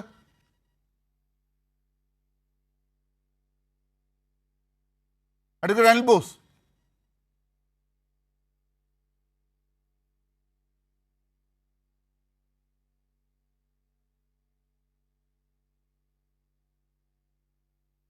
അഡ്വക്കേറ്റ് അനിൽ ബോസിലേക്ക് വരാം. അഡ്വക്കേറ്റ് നിക്കോളാസ് ജോസഫ്, ആ ചോദ്യം ഇപ്പം താങ്കൾക്ക് അത് കേൾക്കാൻ തോന്നുന്നു, താങ്കൾ മറുപടി പറഞ്ഞോളൂ. കേൾക്കാം. ഇക്കാര്യം താങ്കൾ പറഞ്ഞത് തീർച്ചയായിട്ടും ശരിയാണ്. കാരണം CBI ഈ കേസ് അന്വേഷണം സുപ്രീം കോടതിയുടെ ഉത്തരവിന് ശേഷം 2020 ഡിസംബർ മാസം ആദ്യം തന്നെ CBI ഈ കേസിൻ്റെ പൂർണ്ണതോതിലുള്ള അന്വേഷണം ആരംഭിച്ചു. അതിനുശേഷം ഒരു വർഷത്തിന് ശേഷം 2021 ഡിസംബർ മാസം 1-ാം തീയതിയാണ്. കേൾക്കാമോ? കേൾക്കാം, പറഞ്ഞോളൂ, താങ്കൾ സംശയിക്കേണ്ട, പറഞ്ഞോളൂ. 2021 ഡിസംബറിൽ മാത്രമാണ് CBI ഈ കേസിൽ ഫൈനൽ റിപ്പോർട്ട് കൊടുക്കുന്നത്. ആ കാലഘട്ടത്തിനിടയിൽ പുതുതായി CBI കണ്ടെത്തിയതാണ് ഞാൻ നേരത്തെ പരാമർശിച്ച പെരിയ സർവീസ് സഹകരണ ബാങ്കിലെ ജീവനക്കാര്, യൂത്ത് കോൺഗ്രസിന്റെ പ്രാദേശിക നേതാക്കന്മാര്, രണ്ടാം സാക്ഷിയായിട്ട് വിസ്തരിച്ച അവിടുത്തെ ആ പ്രദേശത്തെ ഏറ്റവും പ്രധാനപ്പെട്ട കോൺഗ്രസ് നേതാവായ അഡ്വക്കേറ്റ് ബാബുരാജ് അടക്കമുള്ള സാക്ഷികൾ. അവരെ കൊണ്ടാണ് ഈ കേസിൽ ഒരു ഗൂഢാലോചന സിദ്ധാന്തം ആവിഷ്കരിച്ച് നടപ്പിലാക്കാൻ CBI ശ്രമിച്ചത്. ഇവിടെ ശ്രദ്ധിക്കേണ്ട ഒരു കാര്യം, 2.5 വർഷം ഈ സംഭവം നടന്ന് ഏകദേശം 2.5 വർഷങ്ങൾക്ക് ശേഷമാണ് ആദ്യമായിട്ടാണ് ഇത്തരത്തിലുള്ള ഒരു സംഭവത്തെക്കുറിച്ച് ഒരു ഗൂഢാലോചന നേരിട്ട് കണ്ടു എന്ന് പറഞ്ഞ് ഇവര് മുന്നോട്ട് വരുന്നത്. അതുവരെ കേസ് അന്വേഷിച്ച സംസ്ഥാന പോലീസിനോ ക്രൈംബ്രാഞ്ചിന്റെ സ്പെഷ്യൽ ഇൻവെസ്റ്റിഗേഷൻ ടീമിന്റെ മുമ്പാകെയോ ഹാജരാക്കാൻ ഒരു അഭിഭാഷകൻ കൂടിയായിട്ടുള്ള രണ്ടാം സാക്ഷി അഡ്വക്കേറ്റ് ബാബുരാജ് അടക്കമുള്ള ഒരാളും തയ്യാറായിട്ടില്ല എന്നുള്ളതിൽ നിന്ന് തന്നെ ആ CBI പിന്നീട് കൃത്രിമമായി സൃഷ്ടിച്ച സാക്ഷികളാണ് അവരെന്ന് മനസ്സിലാക്കാൻ വേണ്ടി സാധിക്കും. നേരത്തെ ഞാൻ പറഞ്ഞ ഒരു കാര്യം പൂർത്തിയാക്കട്ടെ. ഈ സിംഗിൾ ബെഞ്ച്, ബഹുമാനപ്പെട്ട കേരള ഹൈക്കോടതിയുടെ സിംഗിൾ ബെഞ്ചിന്റെ ഉത്തരവ് പ്രകാരം ക്രൈംബ്രാഞ്ച് അന്വേഷണം നടത്തി സമർപ്പിച്ച ഫൈനൽ റിപ്പോർട്ട് റദ്ദാക്കി ആണ് പുതുതായി അന്വേഷണം നടത്താൻ വേണ്ടിയിട്ടാണ് CBIക്ക് സിംഗിൾ ബെഞ്ച് ഉത്തരവ് നൽകിയത്. അതിനെതിരെ സർക്കാർ ഡിവിഷൻ ബെഞ്ചിൽ സമർപ്പിച്ച അപ്പീലിലെ ഉത്തരവ് പ്രകാരം ക്രൈംബ്രാഞ്ച് അന്വേഷണ സംഘം അന്വേഷണം നടത്തി തയ്യാറാക്കിയ ഫൈനൽ റിപ്പോർട്ട് റിവൈവ് ചെയ്ത് പുനർജീവിപ്പിച്ച് പിന്നീട് ഒരു സപ്ലിമെന്ററി റിപ്പോർട്ട് മാത്രം അന്വേഷണം നടത്തി സമർപ്പിക്കാനാണ് CBIയോട് പറഞ്ഞത്. ആ ക്രൈംബ്രാഞ്ച് അന്വേഷണ സംഘം അന്വേഷണം നടത്തി സമർപ്പിച്ച ഫൈനൽ റിപ്പോർട്ടാണ് ഈ കേസിന്റെ ഇന്നത്തെ വിധിയിലേക്ക് ശരിക്കും കോടതിയെ നയിച്ച മെറ്റീരിയൽ എന്നുള്ള കാര്യം മനസ്സിലാക്കാതെയാണ് സംസ്ഥാന പോലീസ് ഈ കേസ് അട്ടിമറിക്കാൻ ശ്രമിച്ചു. സംസ്ഥാന സർക്കാർ അതിന് കൂട്ടുനിന്നു എന്ന് ഇപ്പോൾ രാഷ്ട്രീയ ലാഭത്തിന് വേണ്ടിയിട്ട് ആരോപിക്കുന്നത് തീർത്തും തെറ്റാണ്. ക്രൈംബ്രാഞ്ച് കേരള പോലീസും ക്രൈംബ്രാഞ്ചും നടത്തി തയ്യാറാക്കിയ ഫൈനൽ റിപ്പോർട്ടിന്റെ അടിസ്ഥാനത്തിൽ കണ്ടെത്തിയ പ്രതികളെയാണ് ഇന്ന് കൊലപാതക കേസിൽ ശിക്ഷിച്ചുകൊണ്ട് ബഹുമാനപ്പെട്ട കോടതിയുടെ വിധിയുണ്ടായത്. അതുകൊണ്ടത് സംസ്ഥാന പോലീസോ അല്ലെങ്കിൽ ക്രൈംബ്രാഞ്ചോ സംസ്ഥാന സർക്കാരോ ഈ കേസ് അട്ടിമറിക്കാൻ ശ്രമിച്ചതല്ല. ഞങ്ങളുടെ ആക്ഷേപം ഈ കേസിൽ പ്രതിയാക്കപ്പെട്ടവർക്ക് പരപ്രേരണയുടെ പേരിൽ ശരിയായിട്ടുള്ള നീതി സംസ്ഥാന പോലീസ് നിഷേധിച്ചു എന്നാണ് പ്രതിഭാഗത്തിന് വേണ്ടി ഹാജരായ അഭിഭാഷകൻ എന്നതിൽ ഒരാളെന്ന നിലയ്ക്ക് എനിക്കുള്ള ആക്ഷേപം. അല്ലാതെ ഈ കേസ് അട്ടിമറിക്കാൻ സംസ്ഥാന സർക്കാർ അതായത് ഈ കേസിൽ പ്രതികളായിട്ടുള്ള ചില ആളുകൾ അവിടെ പ്രതികളായി തന്നെ നിലനിൽക്കുന്നതിന് കാരണം പോലും പോലീസിന്റെയൊക്കെ ആദ്യ ഘട്ടത്തിലെ നിലപാട് തന്നെയാണ്. പോലീസ് അതിനകത്ത് കൂടുതൽ ബലം പിടിച്ചു അവരുടെ റിപ്പോർട്ടിന്റെ ഭാഗമായി. അതെ, അതുകൊണ്ട് മാത്രമാണ് ആ അന്വേഷണം മാത്രമാണ്. അല്ലാതെ CBI നടത്തിയ ഒരു അന്വേഷണവും ഈ കേസിന്റെ വിധിയെ സ്വാധീനിച്ചിട്ടില്ല എന്ന് ഉറപ്പിച്ചു പറയാം. അത് ഫൈനൽ വിധി വന്നു കഴിയുമ്പോൾ, വിധിയുടെ പകർപ്പ് കിട്ടിക്കഴിയുമ്പോൾ നിങ്ങൾക്കത് മനസ്സിലാവും. CBI ഉണ്ടാക്കിയ കള്ളക്കഥകളൊന്നും ഈ കോടതി അംഗീകരിച്ചിട്ടില്ല എന്ന്. ശരി, നമുക്ക് ഇതൊക്കെ ചർച്ച ചെയ്യേണ്ടി വരും. ഈ നാട്ടിൽ നമുക്ക് ഇതിൽ നിന്നും ഒളിച്ചോടാനും സാധിക്കില്ല. ഈ വിധിയൊക്കെ വരുമ്പോൾ നമ്മൾ അതൊക്കെ ഉൾപ്പെടെ എടുത്തു വെച്ച് തന്നെ ചർച്ച ചെയ്യേണ്ടി വരും. പക്ഷേ ഒരു പ്രധാനപ്പെട്ട കാര്യമുണ്ട്. N. Sreekumar, Anil Bose, VK Sanoj, advocate Nicholas Joseph എല്ലാവരും ഈ ചർച്ചയിലുണ്ടല്ലോ. ഈ പറയുന്ന കാര്യങ്ങളിൽ നമ്മുടെ സംസ്ഥാന പോലീസിൻ്റെ അന്വേഷണ മികവ്, അവർ കാര്യങ്ങളെ കണ്ടെത്താൻ ശ്രമിക്കുന്നത്, അതിനെയൊക്കെ രാഷ്ട്രീയമായി ഇപ്പുറത്തൊരു സർക്കാരിൻ്റെ, ഒരു രാഷ്ട്രീയ പാർട്ടിയുടെ നേതൃത്വത്തിലുള്ള സർക്കാരിൻ്റെ പോലീസാണ് എന്ന് പറഞ്ഞുകൊണ്ട് അവരുടെ അന്വേഷണ മികവിനെയൊക്കെ ഇല്ലാതാക്കുക. തർക്കങ്ങൾ രണ്ട് ഭാഗത്തും ഉണ്ടാകാം പോലീസിനെ സംബന്ധിച്ച്. എന്നാൽ പോലും അതിനെ പാടെ ആക്ഷേപിക്കുക, CBIയെ പെട്ടെന്ന് കൊണ്ടുവരാൻ ശ്രമിക്കുക. CBI വരുമ്പോൾ പഴയ അന്വേഷണത്തിലെ കാര്യങ്ങൾ തന്നെ കണ്ടെത്തുമ്പോഴും അത് അംഗീകരിക്കാതിരിക്കുക. അവിടെ രാഷ്ട്രീയമായി ഞങ്ങൾ ജയിച്ചു നിങ്ങൾ തോറ്റു എന്ന് പ്രചരിപ്പിക്കുക. അതിനൊക്കെ മാധ്യമ ചർച്ചകളും സഹായകരമാകുക. നമ്മുടെ നാട്ടിൽ ജനാധിപത്യം ഈ രീതിയിലാണ് പുഷ്പിപ്പിച്ച് മുന്നോട്ട് കൊണ്ടുപോകുന്നതെങ്കിൽ വല്ലാത്ത കഷ്ടമാണത്. നമുക്ക് ചില ചോദ്യങ്ങൾ ഇനി മുതൽ ചോദിച്ചു തന്നെ മുന്നോട്ട് പോകണം. ചർച്ചയുടെ അവസാന ഘട്ടമാണ്. 2 മിനിറ്റ് വീതം പരമാവധി ഓരോരുത്തർക്കും. ശ്രീ N. ശ്രീകുമാർ, നോക്കൂ, ഈ പറയുന്ന കല്യോട്ടെന്ന് പറയുന്ന പ്രദേശത്ത് CPM കോൺഗ്രസ് സംഘർഷം ഉണ്ടായിരുന്ന പ്രദേശമാണ്. CPM പ്രവർത്തകരും കോൺഗ്രസ് പ്രവർത്തകരും തമ്മിൽ നാട്ടിൽ പലയിടത്തും പ്രശ്നങ്ങൾ ഉണ്ടായിട്ടുണ്ട്. ചിലയിടത്തൊക്കെ ഇവിടുന്ന് അങ്ങോട്ടും അവിടുന്ന് ഇങ്ങോട്ടും എന്നൊക്കെ രീതിയിൽ സംഘർഷങ്ങൾ ഉണ്ടായതിൻ്റെ കഥകളാണ് നിങ്ങളൊക്കെ അങ്ങോട്ടും ഇങ്ങോട്ടും പറഞ്ഞുകൊണ്ടിരിക്കുന്നത്. ഇവിടെ തന്നെയാണെങ്കിൽ ക്രൈം 20/19 അതനുസരിച്ച് 149 IPC അനുസരിച്ച് പല വകുപ്പുകൾ അനുസരിച്ച് CPMൻ്റെ പ്രവർത്തകരെ ആക്രമിച്ച് കൊലപ്പെടുത്താൻ ശ്രമിച്ച കേസിലെ പ്രതികളാണ് ശരത് ലാലും കൃപേഷും. അതിൽ ശരത് ലാൽ അറസ്റ്റ് ചെയ്യപ്പെട്ട ആളാണ്. അങ്ങനെ അറസ്റ്റ് ചെയ്യപ്പെട്ട ശരത് ലാൽ ആണ് പിന്നീട് ഇത്തരത്തിലൊരു സംഘർഷത്തിൻ്റെ തുടർന്നുള്ള എഫക്റ്റിൽ കൊല ചെയ്യപ്പെടുന്നത്. അത് സംഭവിച്ചിട്ടുണ്ട്, അത് പാടില്ലാത്തതാണ്. പക്ഷേ ഇതിൽ ആരാണ്, അപ്പുറത്തെ ആളാണോ ഇപ്പുറത്തെ ആളാണോ ആദ്യം മരിക്കേണ്ടത് എന്നുള്ളൊരു പ്രശ്നം അവിടെ ഉണ്ടായിരുന്നു. അതാണ് ഇപ്പോൾ പിന്നീട് എന്തായി മാറി. പറഞ്ഞോളൂ താങ്കൾ പറഞ്ഞോളൂ. എനിക്ക് ഒറ്റ വാദമേ ഉള്ളൂ. ഇതിനകത്ത് കോൺഗ്രസ് പാർട്ടിയുടെ നേതാക്കൾ ഇന്ന് തന്നെ പ്രതികരിച്ചെന്താണ് K. സുധാകരൻ. നേതാക്കളെ, CPMൻ്റെ നേതാക്കൾ ഇനിയുണ്ട് ഇതിനകത്തേക്ക് വരാൻ. ഇതിൽ ഇപ്പം തന്നെ രക്ഷപ്പെട്ട ആളുകളെ തന്നെ ഇനി അപ്പീൽ കൊടുത്ത് അകത്താക്കും. അതാണ്, അല്ലാതെ യഥാർത്ഥ സംഘർഷം ഒഴിവാക്കാനോ അതിനകത്തുള്ള പ്രതികളെ ശിക്ഷിക്കാനോ അതല്ല ശ്രമം. ലാലെ, എനിക്ക് 2 മിനിറ്റ് തന്നിട്ടുള്ളൂ. അതിനിടയ്ക്ക് ലാൽ ഇടപെട്ടാൽ 2 മിനിറ്റ് ഇല്ലാതാകും. അതായത് CPI സംസ്ഥാന സെക്രട്ടറി ഗോവിന്ദ മാഷ് കുറച്ചു കാലം മുമ്പ് പറഞ്ഞു, ദേശാഭിമാനിയും കൈരളിയും ഇല്ലായിരുന്നെങ്കിൽ എന്തായിരുന്നു നമ്മുടെ അവസ്ഥ എന്ന്. ഇപ്പൊ അതെന്തായാലും മനസ്സിലായി. ഇങ്ങനെ ചർച്ച എടുത്ത് ഗംഭീരാകുകയും ചെയ്യും. അത് നിൽക്കട്ടെ. കോടതി കുറ്റക്കാരെന്ന് കണ്ടെത്തിയവരാണ് ഈ പ്രതികളെല്ലാം. ബസ്സിൽ കിടന്ന് ഓടിയിട്ട് കുറ്റക്കാരല്ല വല്ല കാര്യമുണ്ട്. അത് കോടതി തീരുമാനിക്കട്ടെ. പിന്നെ നാട്ടിലത്തെ എല്ലാ കൊലപാതകങ്ങളും ചർച്ച ചെയ്യാനല്ലല്ലോ ഇപ്പൊ നമ്മൾ പെരിയ ഇരട്ട കൊല കേസിലെ പ്രതികളുടെ കോടതി വിധിയാണ് ചർച്ച ചെയ്യുന്നത്. ഇവിടെ CPMനെ പ്രതിക്കൂട്ടിലാക്കിയ ഈ വിധി പ്രസ്താവത്തെ CPI ന്യായീകരിക്കാൻ ശ്രമിച്ചാൽ അവർക്ക് തന്നെ കൈപൊള്ളുന്നു മാത്രമേ ഉള്ളൂ. കാരണം കാലാകാലങ്ങളായിട്ട് ഈ പെരിയ കൊലക്കേസുമായി ബന്ധപ്പെട്ട് നിയമസഭയിൽ നടന്നു വരുന്ന പ്രസംഗങ്ങളും പാർട്ടി നേതാക്കളുടെ പ്രസംഗങ്ങളൊക്കെ ജനത്തിന് മനസ്സിലാവുന്നുണ്ട്. അപ്പൊ അതുകൊണ്ട് ഇത് കോൺഗ്രസിന് മുതലെടുക്കുമെന്ന് നിങ്ങളൊക്കെ പറഞ്ഞാൽ അത് ഭയങ്കര ദുഃഖകരമാണെന്ന് എനിക്ക് പറയാനുള്ളൂ. കാരണം പെരിയ പഞ്ചായത്ത് ജയിച്ചത് ഗൂഢാലോചന കൊണ്ടല്ല, ജനങ്ങൾ വോട്ട് ചെയ്ത് മാറ്റിയതാണ്. ശരി, ഞാൻ ഇതിനകത്ത് കുറച്ച് സമയം അനിൽ ബോസിന് കൂടെ കൊടുക്കുകയാണ് താങ്കളിൽ നിന്ന് എടുത്തുകൊണ്ട്. കാരണം അദ്ദേഹം കൂടി ഇപ്പോൾ വന്നിട്ടുണ്ട്. അദ്ദേഹത്തെ കിട്ടില്ല എന്നും കൂടി കരുതിയാണ് ഞാൻ കൂടുതൽ സമയം താങ്കൾക്ക് അനുവദിക്കാൻ ശ്രമിച്ചത്. സനോജ്, അത് കഴിഞ്ഞിട്ട് ഞാൻ വരാം.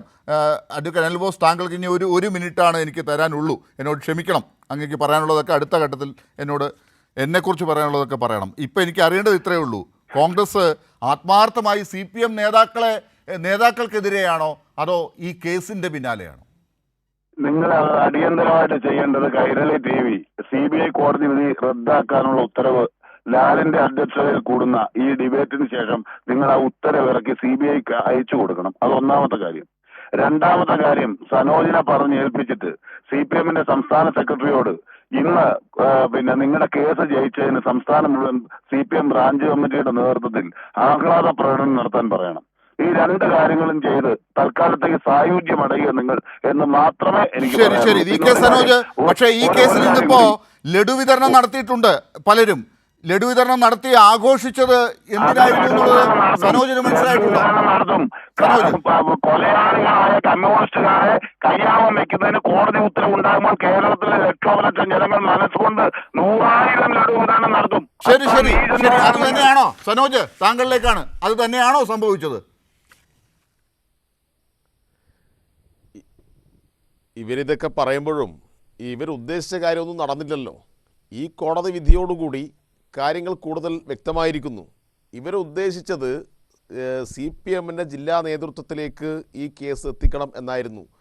അങ്ങനെ ഒരു വലിയ ഗൂഢാലോചന കുറ്റം ചുമത്തപ്പെട്ട് കാസർഗോഡെ CPMനെ അവസാനിപ്പിച്ച് കളയാം എന്ന വ്യാമോഹത്തോടു കൂടിയാണ് CBIയെ ക്ഷണിച്ചു വരുത്തി ഈ കേസ് അന്വേഷിപ്പിച്ചത്.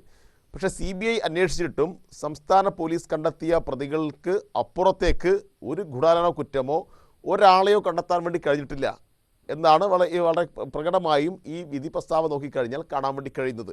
പിന്നെ ഇന്ന് ചർച്ച ചെയ്യേണ്ട മറ്റൊരു പ്രധാനപ്പെട്ട ഒരു കാര്യം ഞാൻ നേരത്തെ പറഞ്ഞ കാര്യം തന്നെയാണ്. ഇന്നിപ്പോൾ വയനാട് MN വിജയൻ എന്ന് പറയുന്ന ആൾ, അദ്ദേഹത്തിൻ്റെ മകനും ആത്മഹത്യ ചെയ്തൊരു സംഭവം ഉണ്ടായി. ഒരു ചാനലും അത് വാർത്തയല്ല. എന്തിനാണ് ആത്മഹത്യ ചെയ്ത സംഭവം ഉണ്ടായത്? കോടിക്കണക്കിന് രൂപ ഇയാൾ മുഖാന്തരം വാങ്ങിയിട്ട് കോൺഗ്രസിൻ്റെ നേതാക്കന്മാർ അടിച്ചു മാറ്റി ജോലി കൊടുക്കാം എന്ന് പറഞ്ഞാണ് പണം വാങ്ങിയത്. ബാങ്കിൽ ജോലിയുമില്ല, പണവുമില്ല. ആരാ ഈ കോൺഗ്രസിൻ്റെ നേതാവ്? പ്രധാനപ്പെട്ട ഉയർന്ന നേതാവാണ്. ആ ഉയർന്ന നേതാവ് വിഷം കഴിച്ച് മരിച്ചിട്ടും കേരളത്തിലെ മാധ്യമങ്ങൾ അത് അറിഞ്ഞിട്ടില്ല. അത് വിട്ടിട്ടില്ല, കൈരളി അത് വിട്ടിട്ടില്ല. എന്തായാലും അടുത്ത ദിവസങ്ങളിൽ ആ ചർച്ചയുണ്ട് VK സനോജ്. ആ ചർച്ച നമ്മൾ എടുക്കുന്നുണ്ട്. അത് വിടാതെ തന്നെ നമ്മൾ അതിൻ്റെ പിന്നാലെയുണ്ട്. അതുപോലെ തന്നെ പ്രധാനപ്പെട്ടതാണ് ഈ വിഷയവും എന്നുള്ളത് കൊണ്ടാണ് അത് N ശ്രീകുമാറിനും അനിൽ ബോസിനും ഇഷ്ടപ്പെട്ടില്ലെങ്കിലും ഈ വിഷയം ഇന്ന് എടുക്കണമെന്ന് വിചാരിച്ചത് തന്നെ മനഃപൂർവ്വം എടുത്തതാണ്. ഞാനൊരു 30 സെക്കൻഡ് അഡ്വക്കേറ്റ് നിക്കോളാസ് ജോസഫ്, 2 മിനിറ്റൊന്നും തരാനില്ല ദയവായി. പക്ഷേ എനിക്ക് അറിയേണ്ടത് ഇത്രയേ ഉള്ളൂ. അതായത് ഈ കേസിൽ ഇനി അങ്ങോട്ട് നേതാക്കളെ CPM നേതാക്കളെ ഇതിനകത്ത് പ്രതികളാക്കി സായുജ്യമടയാൻ ശ്രമിക്കുന്നവർക്ക് നിങ്ങൾ നിയമപരമായ പോരാട്ടത്തിലൂടെ മറുപടി കൊടുക്കുമോ? യഥാർത്ഥ പ്രതികളെ ശിക്ഷിക്കാനും അതിനുള്ള അവസരവും നിങ്ങൾ ഉണ്ടാക്കുമോ?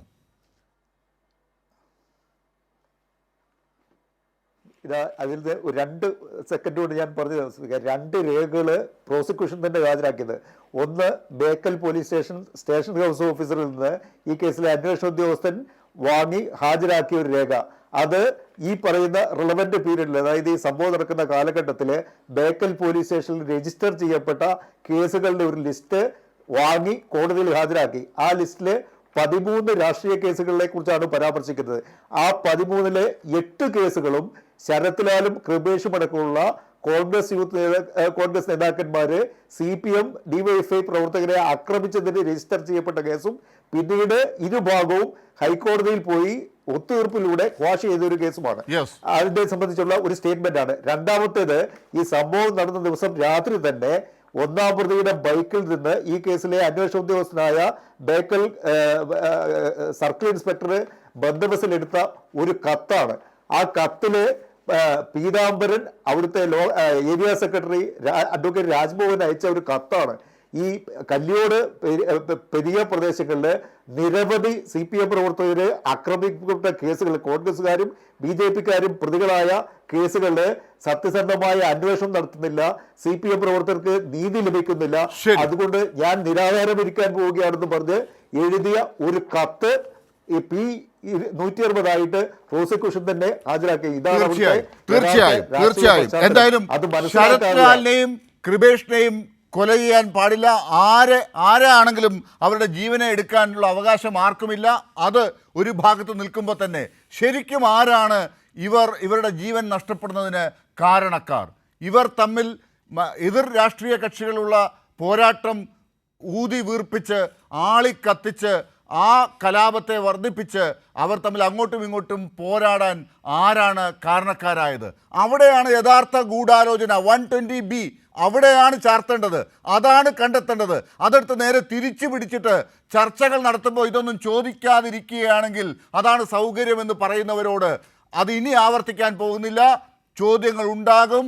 ഇത്തരം കാര്യങ്ങൾ ഒരു രാഷ്ട്രീയ കക്ഷിക്കും ഭൂഷണമാകില്ല എന്നുകൂടി ഉറപ്പിച്ച് പറഞ്ഞുകൊണ്ട് ന്യൂസ് ആൻഡ് വ്യൂസ് ചർച്ച അവസാനിപ്പിക്കുകയാണ്.